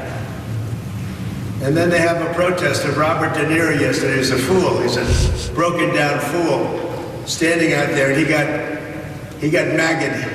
He got maggot yesterday. He got a big dose of it. But I just want to say it's a very unfair trial. It should have never happened. If it was going to happen, it should have happened 7 years ago. As you know, Bragg didn't want to bring it. The Southern District didn't bring it. The FEC didn't bring it. This judge didn't even let us use the #1 election attorney. He's making the rules. He doesn't know anything about elections. He doesn't know anything about voting and vote counts. He doesn't know anything about this stuff. That's not his profession. We had the leading election expert in the country, Brad Smith, ready to testify. Wouldn't let him do it. They wouldn't let another gentleman who represented, and you know very well, you saw it. It was the worst I think I've ever seen anyone treated on the stand. Bob Costello. Wouldn't let him talk about all of the hundreds of emails that he was sent by a gentleman, another gentleman, who I can't mention because I'm gagged. Every time I speak to you, you ask me simple questions. I'm not allowed to give you the answer because I'm gagged by this judge. Yeah, that's President Trump outside the trial. He brings up an interesting point where he's talking about the people coming over the border. Oh, absolutely. It's crazy. Have you seen with how open the southern border is an uptick in sales for firearms? Well, we do believe that people are starting to really become aware of the fact that these people coming across are not necessarily asylum seekers. Some of them are certainly, looking for a better life, and et cetera, et cetera. But I say that there is a majority or some kind of minority of them, some group of them that is looking to subterfuge the country, somehow to sabotage what we're trying to do here. And I think, if you really think about it for just a second, the people come from China. You can't cut out of China without the government's approval. Yep. So who are these people? And why are they coming across? If you really look at Joe Biden and you think, this guy is compromised by the Chinese. First thing he did was kill all the Chinese tariffs that Trump had put into place. Killed the oil pipeline, which benefited China. So we are in a situation where, we have a president who is, I think, a traitor to this country. And if people really ever think that they should vote for this guy, think about the things he's done and what has happened. Gasoline tax, all the inflation is related to his killing the pipeline. Yep. And then giving away our strategic reserves. Yeah. That alone could be treasonous. And they said they were going to refill the strategic petroleum reserves, and then they never do. And that puts us, a country, in jeopardy. So he is definitely compromised. He's being controlled by someone afar. There's a mess going on. We got to get him out of office. Amen. But I feel like, and we're talking with Lenny from the Glock store, I feel like a lot of Americans are looking around. You look left, you look right, and you kind of realize that you're going to be the one that protects yourself. Well, at the end of the day, exactly. The police, they do a great job and they do as much response as they can, but they have to, an individual has to realize that they're responsible for their domain, their family, their life themselves. So we offer training at our facility that is geared towards self-defense. It's not really a hunting shop as much as it's a self-defense, home defense, concealed carry, competition shooting type store. Well, and your rooms are so different because you have that one room where it would be like clearing a building. Yes, we can set up walls and we can set up rooms, and we do that. We have competitions there. We have training there where you can actually go through a house, in a sense, and use a light and laser, light up targets, and actually engage targets. That's the stuff you can't do in a lane range. The lane ranges are very, very boring and very static. We have a dynamic shoot room concept, which we feel, I believe, is much more, well, it's fun, and it's also much more realistic. Yeah, it's totally different. Yeah. It's totally different. And then one of the competitions at the open house on Saturday is the low light, no light competition. Yes. Which I saw the training videos, and I've been talking about this. I'm like, I'm so excited to watch this in real time. Because that's how you should be training. If somebody breaks into your house at 2 a.m., you're not going to be able to flip on all the lights and say, wait right there. Well, I hope you actually partake in the competition yourself. And anybody can. You just show up and you basically you buy a ticket and you can actually partake. There's a winner. Winner gets a good prize. I think we have first, second, and third prizes there. But the fact is you get to train in a scenario-based environment that you would never be able to do at a lane range. We really gear our training towards the individual. So if you come in and you have some skill level, we'll take you to the next level. But if you're a brand new shooter, we'll do all the basics and we'll get you to that next self-defense level. What would you say to somebody who has never touched a firearm, or what advice would you give to a guy that wants to talk his wife into training and getting her carry and doing all that? Well, first of all, I've been married for a long time, and I know you have too. Yes, so, sir. If you're a husband, don't train your wife. It never goes over well. But I would say this is that, that never goes over. No. Yeah. So what you really want to do is you want to get into an environment, and I'm going to kind of talk myself up a little bit here, but we feel that a one-on-one environment in a private room without a whole lot of other people shooting around distracting is much more advantageous to learning than going into a group lesson or a lesson where there's a bunch of different ranges and the guy next to you is shooting an AR-15, the other guy's shooting a hand cannon, and you're just nervous, and we see that a lot. But we have taken ladies who have never shot before, and literally 2 or 3 sessions, they have overcome their scaredness, and they've overcome their trepidation of shooting, and they are now engaging targets, multiple targets in a rapid form with accuracy. So women actually are more accurate than men, and I don't know why. Maybe it's just their attention to detail, but, my wife is a more accurate shooter at 50 yards than I am. Really? Yeah, and she's a really good shooter. I'm a really fast shooter. I can beat her speed-wise. But when it comes down to pinpoint accuracy, most women are better than men. That's wild. Yeah. So how do you get started at the Glock store? How can people get their first training session at the Shoot 270 ranges? Well, there's shoot270.com. Of course, you can always walk in and kind of book something too. We do book them by appointment, and so we are busy, and we do like to have you scheduled so that we have an hour session for you. And typically in 1 hour, you can get as much in 1 hour at our facility that you can get at another facility with a group lesson in 4 or 5 hours. I swear, the 1 hour I had with Kevin down at the Glock store, I learned more in that 1 hour with him than I've learned in all of my other training sessions. And I like to tell people that shooting is easy, really compared to golf and other things. It's an easy thing to learn, and it's kind of a learned skill. Once you get it, kind of like riding a bicycle. There is, the potential that your skill can degrade, so you do want to practice over the course of time. But it's something you can ramp up in a short amount of time, become fairly proficient. I love it. Lenny from the Glock store is hanging out with us. They got the open house on Saturday, June 1st. Right, and the best part is that the entire staff from here, whole crew, from the the 99.7 is going to be there. Yeah, Dan Manis is going to be there, right? Dan's going to be there. Murphy's going to be there. We're so excited. We're excited to have you, and it's open to everybody.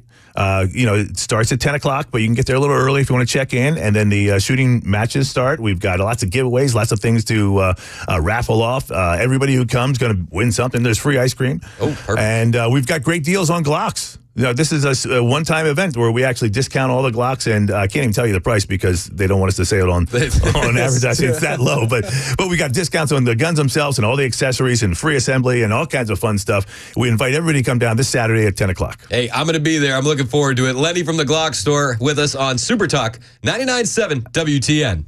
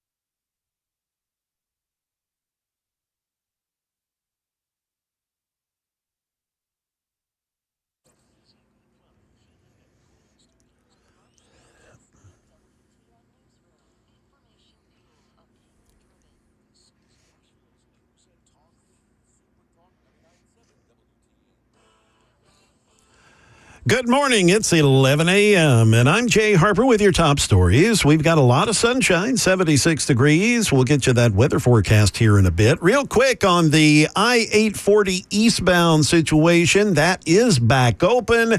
There at exit 61, there was an overturned tractor trailer that had that area closed, but it's back open, but residual backups remain. Today, jurors in former President Trump's hush money trial have been handed the case and began deliberation about 30 minutes ago. Trump is charged with 34 counts of falsifying business records in the lead up to the 2016 election. ABC's Catherine Falder says that Trump's legal team, they're keeping an eye to see how long it may take the jury to come to a conclusion. I think a lot of this is hard to predict, but at least what I'm hearing from sources close to Trump's legal team is say that we learn that there's a verdict rather quickly. They don't believe that bodes in their favor, if you will. That means that they've come to a conclusion quickly, and that, in their view, would most likely be guilty or some version of guilty on some of the various different counts here. Nissan is urging the owners of about 84,000 older vehicles to stop driving them because their Takata airbag inflators have an increased risk of exploding in a crash and hurling dangerous metal fragments. Wednesday's urgent request comes after one person in a Nissan was killed by an exploding front passenger inflator, and as many as 58 people have been injured due to that problem since 2015. Nissan said the do not drive warning covers certain 2002 through 2006 Sentra small cars, as well as some 2002 through 2004 Pathfinder SUVs and 2002 and 2003 Xfinity QX4 SUVs. The company says owners should contact their dealer to get an appointment set up to have those inflators replaced for free.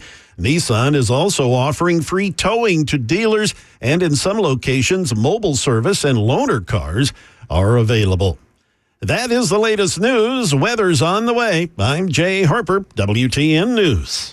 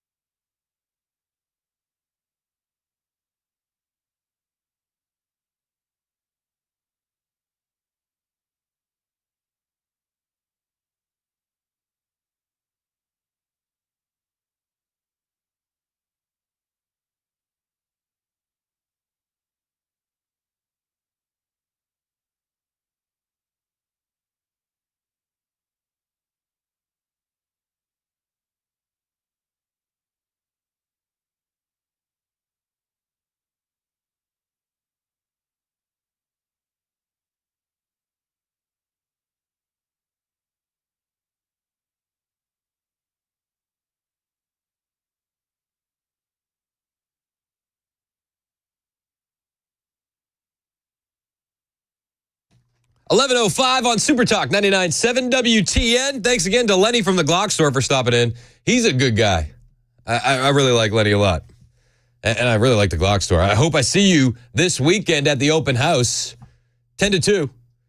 It's going to be fun. Saturday, 10 to 2, Glock store. Minutes from the airport, worth the drive from anywhere. That's it. Heck yeah. Just so you know. Glock store is unreal, man. Did I tell you when I went in there for my lane, for not the lane range, but for the Shoot 270 training? Shoot 270 training, yeah. I got there early because I always, that's just me. Like, early's on time. You need me at 1, I'll be there at 12:15. So I'm there. Every single employee at the store will say hi to you. Oh, I love that. Like, I was poking around. I don't know. Maybe I was making them nervous. Like, what are you doing? What are you doing, bro? You're just walking around. No, but every employee's like, hey, what can I help you with? You need help find anything? That's great. So nice. So nice. It's completely different with the Biden administration. Do you know what I mean? Like, I feel like the Biden administration should take lessons from the Glock store guys. Well, their bosses. How can I help you? Yeah, exactly. Do you need help with anything? And because we need a lot of help, and the Biden administration doesn't do anything. The best they got is like, I'll get back to you. I'll get back to you with an answer. Well, the Glock store gets to have, Lenny as the guy they look up to. The Biden administration, they get. Come on, man. This is who they have. Yeah. I feel like the Glock store would run the country a lot better than the Biden administration. Bingo. I'm just being real. I mean, because listen to what the Biden administration does with our money. Do you want to hear? Yes. I mean, no, but yes. Okay. So yes? Yes. Okay. What do you think you could do with $320 million? Whew. Like, what would you do? What would you do? Wouldn't be here. Because fair. Love you. You know what, though? I probably would. You definitely still would. You'd need it. I would. But I would just have that. I would have that. What is it? The F-it money. Yeah. I would be a little bit more outlandish than. Oh yeah. Currently. That'd be great. If anybody wants to donate, I'm going to set up a GoFundMe. So all right, $320 million. You think about all the things you could do. You could change the world with $320 million. Or you used to before Biden ruined the economy. Anyway, $320 million. The Biden administration decides we're going to build a pier. We're going to build a pier. And we're going to get aid into Gaza. Like, wow, so nice. It lasted 2 weeks and it's now underwater. The pier that they built lasted 2 weeks and it is currently underwater.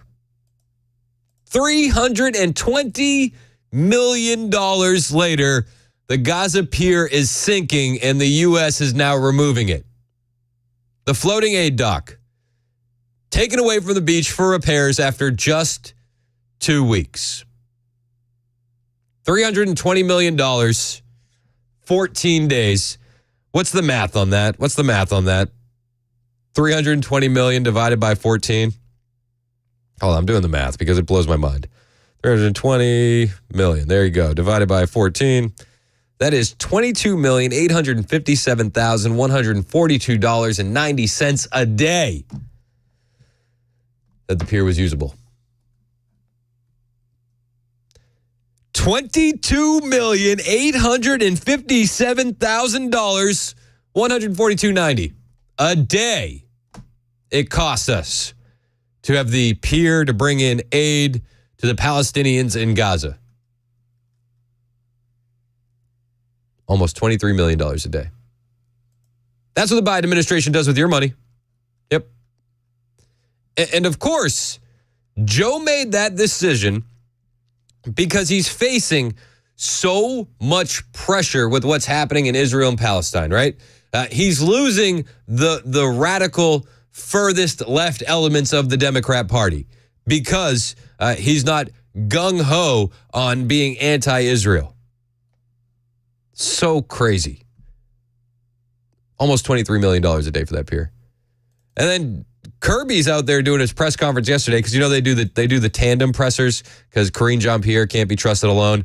Kirby goes out there and he quite literally says Biden doesn't make decisions based on popularity or polling. This is what he says. The president doesn't make decisions and he doesn't execute on policy based on public opinion polling or on popularity contests.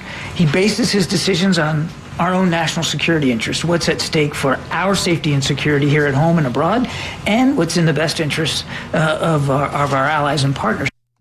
He doesn't make decisions based on popularity or polling. He makes decisions based on national security interests. You know how that's a lie. The southern border is wide open, and he bends the knee every step of the way for the Hamas wing of the Democrat Party. That's what happens. It's as plain as day. He went in and decided to do debates because his polling was so low. They announced the debates the day that the inflation numbers came out and they were higher than they wanted it to be. They changed the narrative. He quite literally makes so many decisions based on popularity and polling, and I'll add, narrative-changing reasons. And then Kirby, during his press conference, he's given a softball on the southern border. A reporter asked if they've seen improvement after Biden spoke with the president of Mexico about helping step up and help at the southern border. Can I ask a question about the talk the president had with the president of Mexico a month ago? They committed to new actions on the border. I'm wondering if you've seen an impact with that and whether you expect the election and the ultimate transition period to have an impact on that. In other words, a month ago they pledged immediate action to crack down on the border. Have you seen anything from that? We have seen. I owe you a better answer. I admittedly don't have the data in front of me, but we have seen decreases of the numbers of people arriving at the border. The Mexicans have stepped up to stem the flow along some of those routes, particularly rail and road routes. And they have also done quite a bit to work with us on cracking down on these criminal gangs that are actually leading these efforts. So I'll get you a better answer. But yes, we have seen a difference. Yeah, so he takes credit. He doesn't have any info to back it up, but he's happy to take credit. He's happy to take credit. I'll get you a better answer. It's amazing, though, because you look at what's actually happening at the southern border, and I'll tell you what, the data isn't in Joe's favor. The data doesn't show that Joe Biden is actually, and the Mexican president in that conversation is helping down at the southern border. We still see so many illegal aliens coming into this country. Nonstop. And maybe it'll dip a little bit because of the summer months and it's getting a little bit hot out there. That's usually how it goes. But I don't think that's going to be because of Joe Biden having a conversation with the Mexican president. I don't think that that's going to be the case at all. Are we really supposed to believe that Joe Biden has fixed what's going on at the southern border because of a conversation with the Mexican president? Honestly. There's no way that you can believe that. Unless you're a leftist and a Democrat. Kirby wanted to take the credit, and he ran with it after the softball question. You can't blame him for that. Take your wins where you can. I get it. I get it. But this is the same administration that released a suspect on the terror watch list into the United States twice. Twice. Can we believe anything that they say? It was revealed yesterday that the Biden administration released an Afghan illegal alien on the terror watch list 2 times and gave him a date for an asylum hearing. He was caught at the border in 2023 and released, and then arrested later in 2024 and freed again with an asylum hearing date in 2025. Mohammed Karwan, 48, was caught by authorities while illegally crossing the border in 23. He was released into the interior of the U.S. because the Border Patrol did not have biometric information that connected him with the watch list. He was then arrested again in 2024. Karwan was brought before an immigration judge and was freed again with an asylum hearing in 2025, according to U.S. officials who spoke to NBC News. He was released again because ICE prosecutors withheld evidence of Karwan's possible ties to terrorism because the information was classified. Instead, telling the judge he was a flight risk. Let me repeat that. ICE prosecutors withheld evidence of Carwin's possible ties to terrorism because the information was classified. Instead, they told the judge he was a flight risk. Now, this is after initial reporting in April, which revealed Carwin was going to be on the terror watch list, which revealed he was on the terror watch list. He was promptly arrested again in San Antonio, and he's an alleged member of the designated terrorist group Hezb-e-Islami. A new policy was released by the Department of Homeland Security Secretary Alejandro Mayorkas in early May, where immigration judges and officers are able to access the classified information on the terror watch list. That's good. That's a step in the right direction. Mayorkas was actually interviewed on CBS. They do the CBS 24/7, and Alejandro Mayorkas was being interviewed by CBS, and he says it's false that Joe Biden is encouraging immigration. Camila Montoya Galvez spoke to Homeland Security Secretary Alejandro Mayorkas, who responded to the accusations of the administration encouraging migrants to come to the U.S. That is false. If we take a look at migration, not just at our southern border, but in context. It's false, he says. We're not encouraging this. I mean, listen, you can just use Biden's own words. I would, in fact, make sure that we immediately surge to the border. All those people are seeking asylum. They deserve to be heard. That's who we are. Surge to the border, says Joe Biden in 2019. And he's magnetized the United States. He's absolutely magnetized us. So when Mayorkas says, oh, we're not encouraging it, it's like, that's laughable. Absolutely laughable. The level of migration throughout the hemisphere is unprecedented, and throughout the world. It's the greatest level of displacement, of migration since World War II. I think there are about 73 million displaced people in the world. The reasons why people leave their countries of origin are those with which we are quite familiar. We're familiar with why they're leaving. 73 million in the world. We might as well just let them all in here, right? That's where everybody wants to come, because under the Biden administration, you get a free hotel in New York. You get a free debit card. You get your free phone. You get your free flight wherever you want to go. Free health care. Well, why wouldn't you want to come here? Do we want 73 million more illegal immigrants here? Mayorkas says, we're not encouraging it. We're not encouraging it. But when you get here, we'll give you a phone, a debit card, a hotel room, some health care. But this isn't encouraged. We're not encouraging it.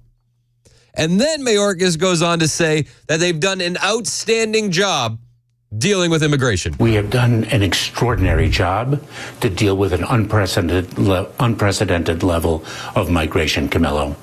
The reality is that some people do indeed try to game the system. That does not speak to everyone whom we encounter, but there is an element of it, and we deal with it accordingly. Yeah, we deal with it accordingly, he says. I think the thing that bugs me the most is when he says we've done an extraordinary job dealing with this. We've been extraordinary. This is the same administration that sued Arizona to get rid of the shipping container wall. This is the same administration that sued Texas to remove the buoys from the Rio Grande. This is the same administration that sued Texas to have the razor wire removed in Eagle Pass. This is the same administration that used a forklift to lift up that razor wire in Eagle Pass. And Mayorkas gets on CBS News and says, we've done an extraordinary job dealing with this. From whose perspective? Whose perspective are you talking about? Because from my perspective, it looks like the only ones you're actually helping are the illegal aliens. Honestly. You're not helping Americans. When you're letting illegal aliens jump in front of veterans at the VA, you're not helping our veterans. It's always America last with this administration. Every single time. And they say, oh, but there's good people coming. Have a heart. Have a heart. It's like, I'm sorry, but my heart goes to the people that are being human trafficked at the border. There was just a story the other day in Louisiana. Human trafficking, sex trafficking ring busted. Oh. sex trafficking. But we're supposed to have a heart. In Baton Rouge, the sex trafficking case gives new insight on how sex traffickers are luring foreign women away from their home countries to become sex workers and then pressure them to lure other women into the same situation. This ring in Louisiana went across multiple states. Virginia, Texas, tons of states. And according to the complaint, it's being run by illegal aliens. Yeah, Mayorkas, you're doing an extraordinary job. We have done an extraordinary job. Extraordinary. I feel like the job you've done is appalling, personally. It's 11:21 on Super Talk, 99.7 WTN.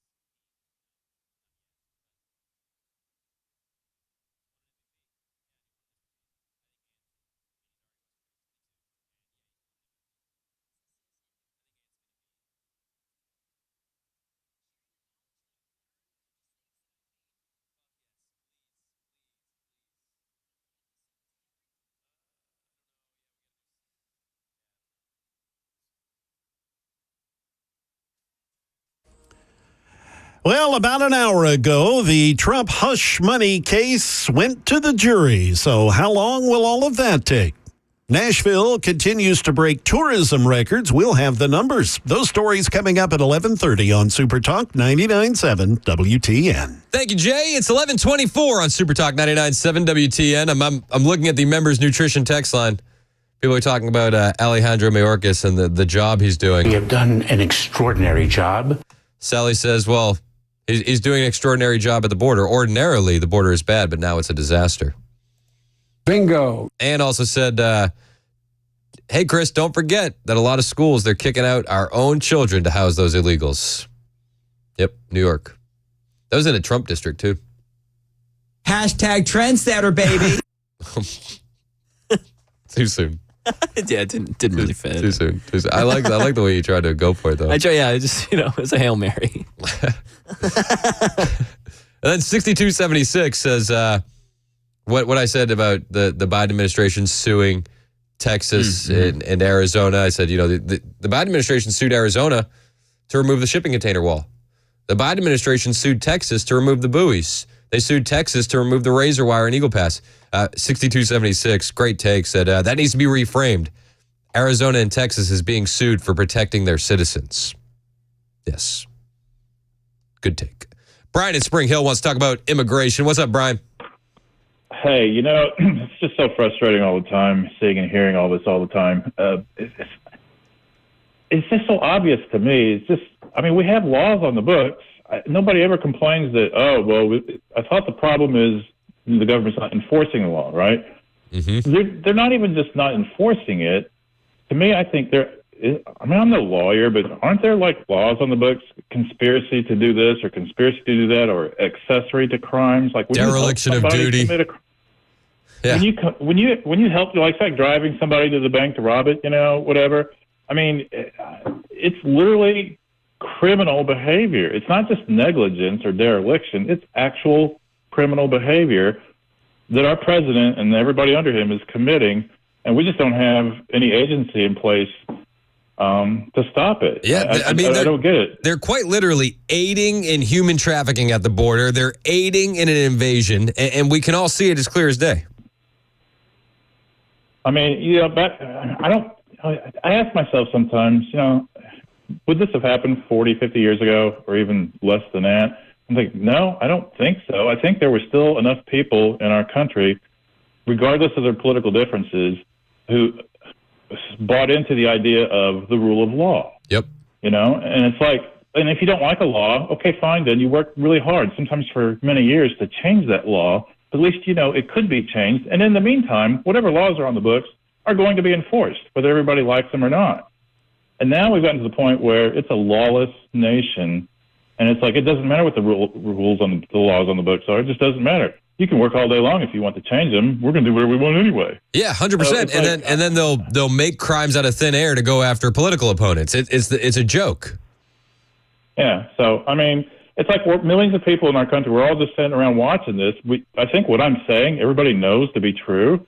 And yet we're all just, I got work to do. I got to get back to work. I got to fix lunch for my kids. Blah, blah, blah, blah. Meanwhile, the country literally is going to hell in a handbasket. You're absolutely right, Brian. I appreciate your call. And, you say you're tired of hearing it. But wait, there's more. There's always more. Law enforcement in Baton Rouge uncovering an alleged human trafficking operation across multiple states. A federal complaint filed in the Middle District of Louisiana alleges a Venezuelan criminal organization organized this operation.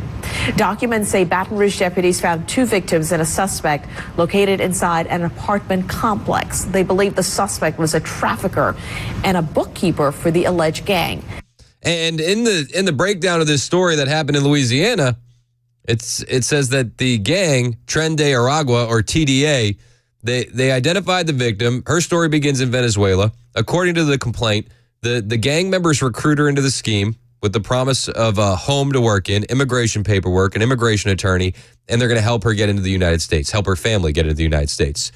Then she learns that she has to pay a $30,000 debt to the criminal gang through sex work, but would be allowed to keep all the profits from her first week, according to the complaint. The victim was then encouraged to bring 2 friends to work as prostitutes, according to the complaint, and TDA, the gang, would wipe $2,500 off her debt in exchange. According to the complaint, the alleged leader of this operation taught the victim how to convince law enforcement at the southwestern U.S. border that she was seeking asylum in America because of a generic problem. They all know how to exploit these laws and get into the country. And this poor woman is a victim here and is being used as a gang, and she has to go into sex work to pay off a $30,000 debt that she incurred by having them help her get across the southern border. After being offered help escaping TDA while performing sex work in Texas, the victim was connected with investigators in Baton Rouge. She informed them that the alleged leader of the American operation, the operation in America, had allegedly paid a charity organization to fly her to Baton Rouge. The investigators in Baton Rouge also attempted to help the woman escape. She opted to stay under TDA's control because she feared that the gang would harm her family members, according to the complaint. In April, the victim was flown to Baton Rouge and brought to an apartment on S. Harrell Ferry Road, where at least one other victim was housed. Later that month, East Baton Rouge Parish Sheriff's Office sent deputies into the apartment to investigate a 911 call. Once inside, they found everything. Condoms, cash, sex toys, cell phones, displaying requests from possible clients, a ledger where the victim's debt was documented, and more. And that's how this whole thing got broken open. But don't kid yourself. This one got busted. There's a million more just like it. It's 11:30 on Super Talk 99.7 WTN.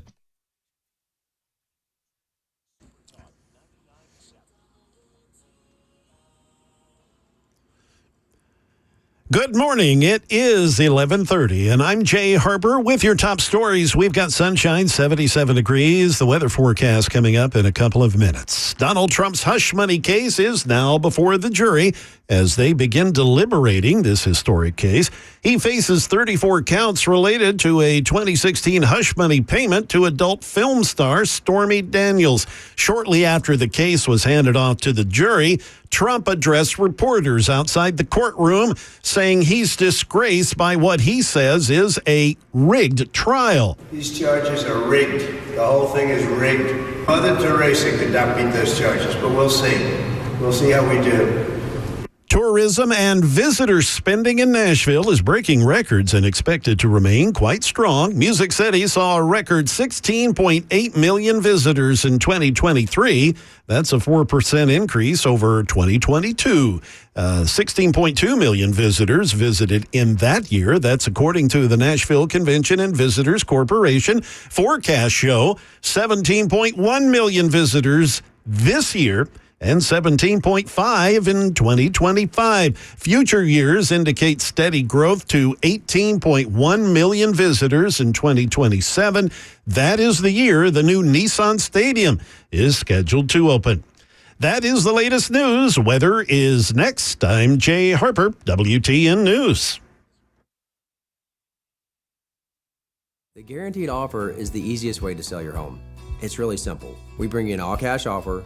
You close in as little as 21 days. No home inspections, no lock boxes, no open houses. Go to markspain.com to get a guaranteed offer and start packing.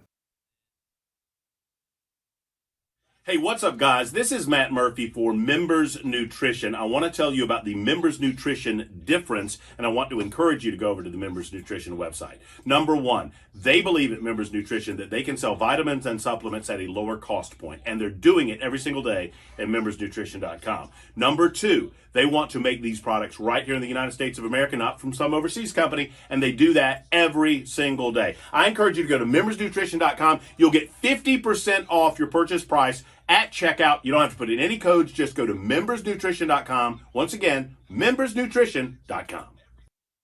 Hey, it's Dan Mandis, and I am so glad that California Closets has fixed my closet catastrophe. After exact measuring and planning, they came over and got to work. Yeah, once it was all plotted out on their 3D CAD system, the pieces are measured, cut, and precisely installed into my space. It was clean, fast, and professional, and above all, my new closets look and function great. Now, this was my dormer, and now this is my new dormer thanks to California Closets. Look at all of this added space for shirts and shoes, you name it, and it is cut so precisely, simply amazing. And my old closet that has now been reborn as the ultimate in style and functionability, making the best use of the space that I had. They can work on just about anything: bedrooms, garages, home offices, closets, pantries, and so much more. Find them online, CaliforniaClosets.com, and see what they can do for you. You can schedule a free design consultation. Mention my name, CaliforniaClosets.com.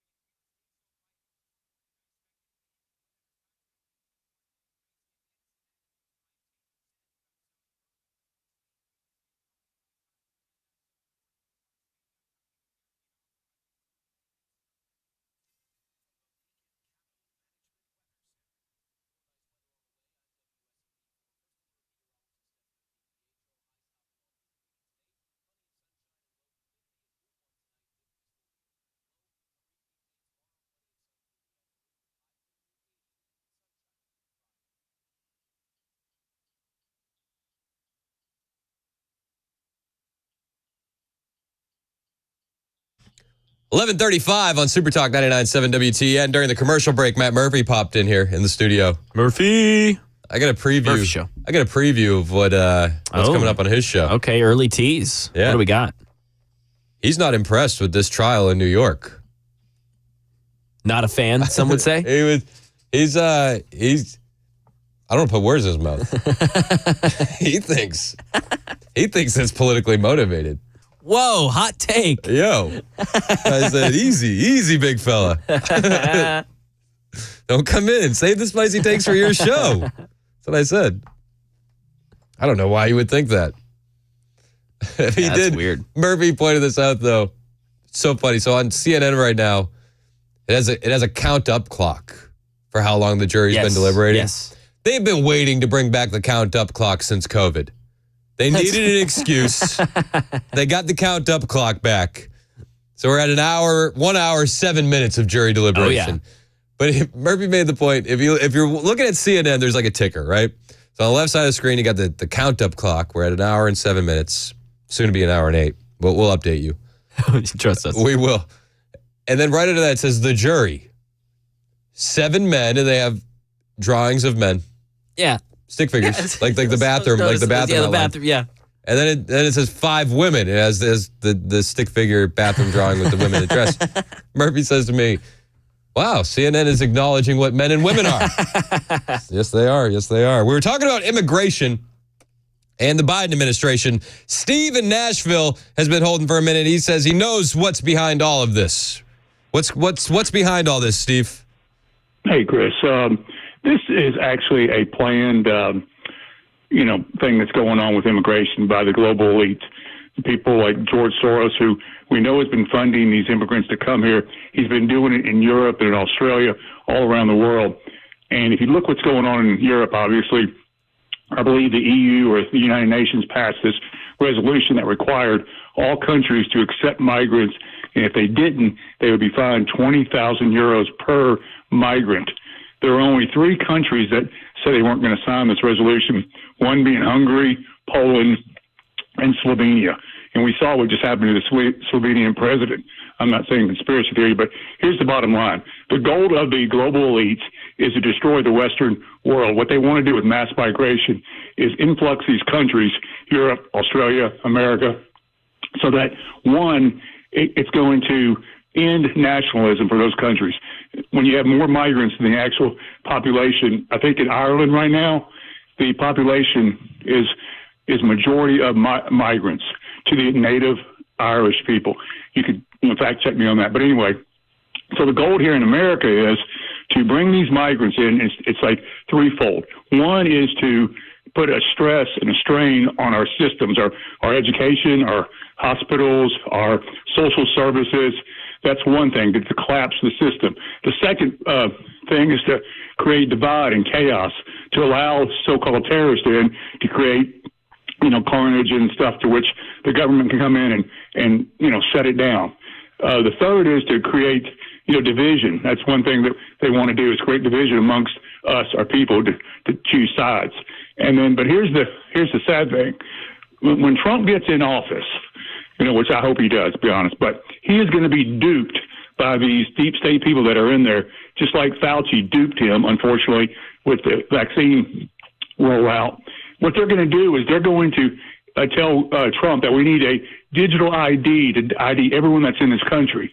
And I know his intent is good, and yes, that would be good. However, what that does is it hurts Americans. Yeah, I don't like the digital ID. I will say this, though. I get where your head's at with the globalists, but they've pushed too hard. Then you can look at recent polling in the EU, in Western countries like France, Germany, the Netherlands. They had a poll and it said countries should impose harsher border controls to reduce the flood of illegal migrants coming into Europe, right? Like, that's the question. Do you agree or do you disagree? 76% of people answering the question in France agree. 76% in Germany agree. 76% in the Netherlands agree. 63% in Italy. They've pushed too hard. And we're starting to see a blowback with more conservative values because of this, and more conservative stances on immigration in general. But we see what Europe did during World War II. They kept denying the fact that Hitler was, doing this, and they never did anything, and it took us to go over there and to save them. So the same thing's happening. They're not doing anything. They're not standing up and getting rid of these people that are making these decisions about this migration, or allowing the global elites to. But they are in certain areas. I mean, Sunak is more conservative in England. You got what's the guy's name in the Netherlands? They just elected a conservative. You mentioned Slovenia has a conservative. You're seeing more conservative leadership rise up in Western countries. I would agree with like Hungary for sure. It's been the one country that stood strong from the beginning. But can they withstand the mass migration issues? They're going to be fighting that along with trying to fight their own issues. So this whole thing is a planned situation, and Americans need to wake up to see what's really behind the curtain and what's going on. But why we haven't arrested George Soros and brought him up for crimes on this is beyond me. I don't understand why. Well, he's too connected, and he finances all the DA races in this country. I'm sure we could come up with a litany of crimes to charge George Soros with, dating back to the summer of love right up until today. Of course, I'm sure we could if somebody wanted to. Well, he's been banned from other countries around the world for doing this. So what he does, he brings down governments, and this is one of the ways he does it with the mass migration issue and the stuff in the street, like you said. So this is where Americans need to start looking beyond just they think that these people are here to escape their countries. No, this is all a planned event to bring down America. Thanks for taking my call, but there's so much more on this that I'm glad you're on top of it. Hey, I appreciate your call, Steve. Thanks so much, man. Let's go to Joe in Nashville, who wants to talk about the government and Joe Biden. What's up, Joe? Real quick to comment on the last call. One of the top reasons for the fall of governments is financial instability, war, disease, and mass migration. And we're having all four of them done on purpose, intentionally in this country. My point was that we have a problem with fundamentally the checks and balances in our country are in danger. The foundations of our government means that Biden has been allowed to ignore Supreme Court ruling and initiate actions against that, and he is not being held accountable. Now we're losing track. People feel like there's no power, any way to hold anybody accountable. My question is, why hasn't that been done financially through the House of Representatives and withholding funds for any government agency that is enabling or enacting any laws that are against our current our laws that are on the books? They're doing anything illegal. Yeah, I think that's the $1 million question, and we've kind of been looking at Republican leadership asking the exact same thing. Well, that's where lies the power of the people, and that the House of Representatives has the power at the purse, and it's not being used. That the AG is not going to do anything to apply the law as it should be, and people are allowed to ignore fundamentals, the checks and balances of our government, for crying out loud. The Supreme Court makes a ruling, and they just disregard it.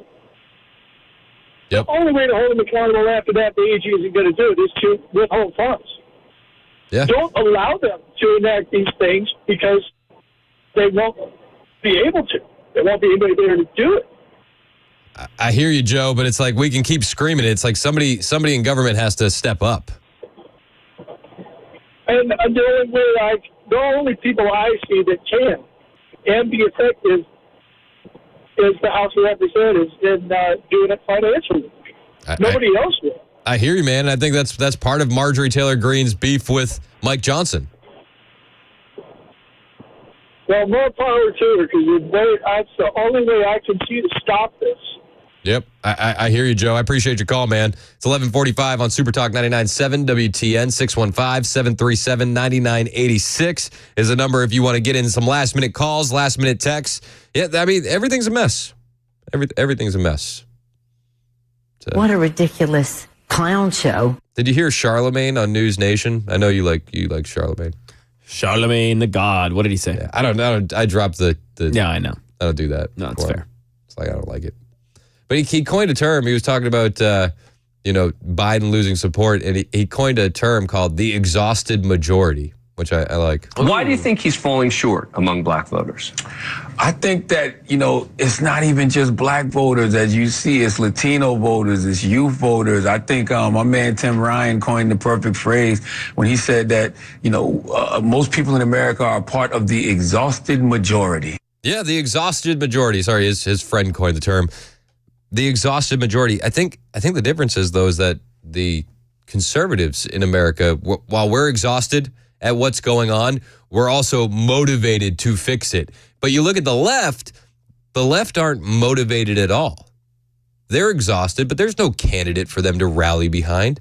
There's nobody that they're excited about.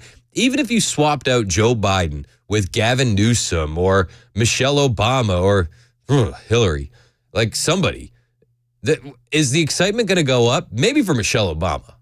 Maybe. But I think that they're going to have to do something. And if they nominate Joe Biden on August 7th, if Joe doesn't fall flat on his face at the debates and they decide to get him out of there, it looks like we're careening towards Trump Biden 2 Electric Boogaloo. And I think if you trust what you're seeing in the polls, if you trust what you're hearing from the people on the street, well, the support for Trump is just massive. Massive. Don't. Sorry. Trump also said he's going to make Hunter a focus at the debates. He tried to do that the last time, too. Remember that? Yep. And they said the laptop was Russian disinformation. I don't think they'll be able to get away with that this time. Do you think Biden will admit that the laptop is real? That's coming up. Yeah, they have to have a plan for that. They have to. Of course, with Joe, you could have the best plan, and he's going to forget it. He's going to forget it as soon as he walks away. He can't remember where the stairs are when he gets on the stage. He's not going to be able to stick to the plan. It's 11:48 on Super Talk 99.7 WTN.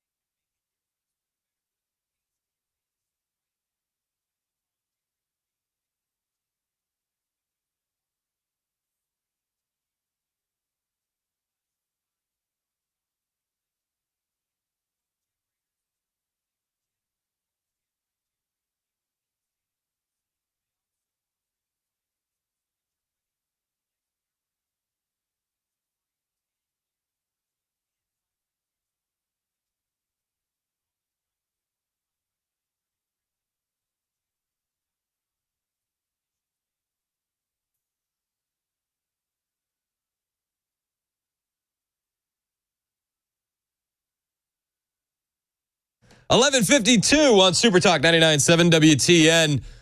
The jury's been deliberating for 1 hour and 23 minutes. The ticker is going on CNN. I told the people that you would be updating it as the day goes on. Yeah, so it's my new favorite part of this trial is the fact that CNN has decided to, they love the countdown tickers. Yep. And during the coronavirus, COVID-19, they loved all of those, graphics. That wouldn't have made no sense because it's like, who's tallying this? Right. Like, is there a guy in the back that's like, hey, 1,497,243 dead. We got one more. We got another one dead. Dead with COVID or from COVID. Doesn't matter. Just put it up on the board. Motorcycle accident. COVID. Did he have COVID? Did he have a sniffle? So now they've got the, you got the 1 hour and 24 minutes. Although there's a disparity, like MSNBC is 10 minutes behind CNN. They're doing it too? Yes, but they only started doing it. I guarantee you they saw CNN doing it and they decided to do it themselves. Ooh, we need a ticker. And so they put their ticker up, but their ticker's like 10 minutes behind the CNN ticker. Who am I to believe, Hand? Who am I to believe? Is somebody taking bathroom breaks into account? Well, that's a big question that I have is that would we not consider me going home at dinner and I'm thinking about these things? I'm a juror. Am I still deliberating? So do we stop the clock when the jury goes home? Or do we keep it going? It made me laugh. I forget who it was. There was one talking head out there. It's like, the jury hasn't talked about this at all since they've gone. It's like, what are you talking about? What planet are you living on? What do you mean they haven't talked? Not at all. If you were a juror in this case, you're not sequestered. You go home. Are you not turning on the news? Yes. I'm absolutely turning on the news. 100%. I want to know what the hell they're talking about. That might work in Trump's favor, especially if they turn on CNN or MSNBC and they hear what's being said and they go, that's not how it happened. I desperately hope that we get a decision today. I don't think we will, but I think if it's a hung jury, then it'll go to the weekend and they'll make a decision Friday afternoon whether or not they continue to deliberate. Merchant will try to get a decision because he thinks the longer he keeps them in there, the more likely they can squeeze a guilty verdict out of them. I feel like by the end of the week, I'm going to be the skeleton in the rocking chair waiting for this verdict. You see it's like the meme. I don't know why I thought about this, but anytime Friday the 13th pops up, like on that Thursday before, it's the meme of Jason Voorhees with the machete sitting in his easy chair like, let's go. I'm just waiting. That's what we're waiting on. So, I don't know. Who knows what'll happen. I don't think none of this is going to make any difference to anybody. That's the thing. Trump has already won in as much as the goal is not to win. They're going to lose on appeal. Everybody knows it. Any legal mind understands that there are just a myriad of appeal. Myriad? Myriad? Myriad? Murd? Fact check. He's not listening. He's not listening to us. Anyway, there's a lot of different options for appeal. And so none of this is going anywhere on appeal, but that's not the point. The point is to ding Trump now, and it has not worked. Trump's approval rating has actually gone up, particularly in demographics that Joe Biden absolutely has to have. And I've made the case, I think you've made the case as well. Rightly or wrongly, the African-American community believes that they have an understanding of injustice in a more unique and direct way than does the rest of the country. Yep. They feel like they know what somebody being railroaded looks like. And they look at this and they see it. Yeah. And it was like, wow, they're coming after this guy? And then it draws them to him. And then his words where he says, they're not after me, they're after you. I'm just in the way, ring so much more true. And in the meantime, and I heard your analysis, and I have a slightly different take. I don't know that he won over libertarians because I don't know that you can. Even libertarians can't win over libertarians. But I will say this: he worked that room. He gets points for going into the lion's den, knowing that he knew they were going to boo the line. He said, "Y'all can just sit around and get 3% if you want. You can come to me." He knows that that's going to piss him off, but he did it anyway. But when he says he's going to commute the sentence of Ross Ulbricht, that's a big deal. And the crowd loses it, and they start cheering. To go into that room where they're booing you, a guy that was staunchly against Trump, I can't remember his name off the top of my head, big libertarian podcaster, Says, I'm going in there, I'm holding the sign that says Trump is a fascist. He's like, I'm walking out and I'm voting for Trump. Well, and the outcome of the selection of this Oliver cat out of Georgia actually solidifies that a lot of libertarians will be voting for Trump. So, do libertarians not support gay, communist, vaccine mandate approving politicians? I don't know. I haven't followed the party closely enough because I've just disassociated myself with the actual party. But I'm going to have the chair of the Tennessee Libertarian Party on, I think, next week. But yeah, I don't know when the radical left decided to try to co-opt the Libertarian Party in the manner that they have. Yep. Only in as much as libertarians have never really focused in on certain social, cultural issues in the same manner that conservatives have, and that's fine. That's the difference between the two political movements. But when was it radicalized to the point that you've got this guy? I mean, I'm fascinated with how fractured that thing has become. And by the way, conservative Republicans, word of warning, this could happen to you. You just gotta be careful with it. You just got to be careful. What could happen to us? That you get radicalized. The schism becomes a chasm. Oh, and the chasm becomes a canyon. Jeez. And then there's no coming back from the canyon. That's terrifying. I think we have a canyon of thought and opinion. I think in there's the a United canyon. States of America. I agree with that 100%. I'm beginning to believe that we're going to have a national divorce. Peaceful? Fingers crossed. Let's hope. We'll cross that bridge when we get to it. Whatever. We'll figure that out down the road. Let's not talk about that right now. Hey, I think I would be up for a peaceful separation. Hey, a verdict will be coming in during the Murphy show. Probably not on the Trump trial, but on something. We're going to have a verdict. Perfect. Murphy's in next. He's on till 3. After that, Brian Wilson in the drive. We got the ticker all day for you here. How long is the jury deliberating on Super Talk?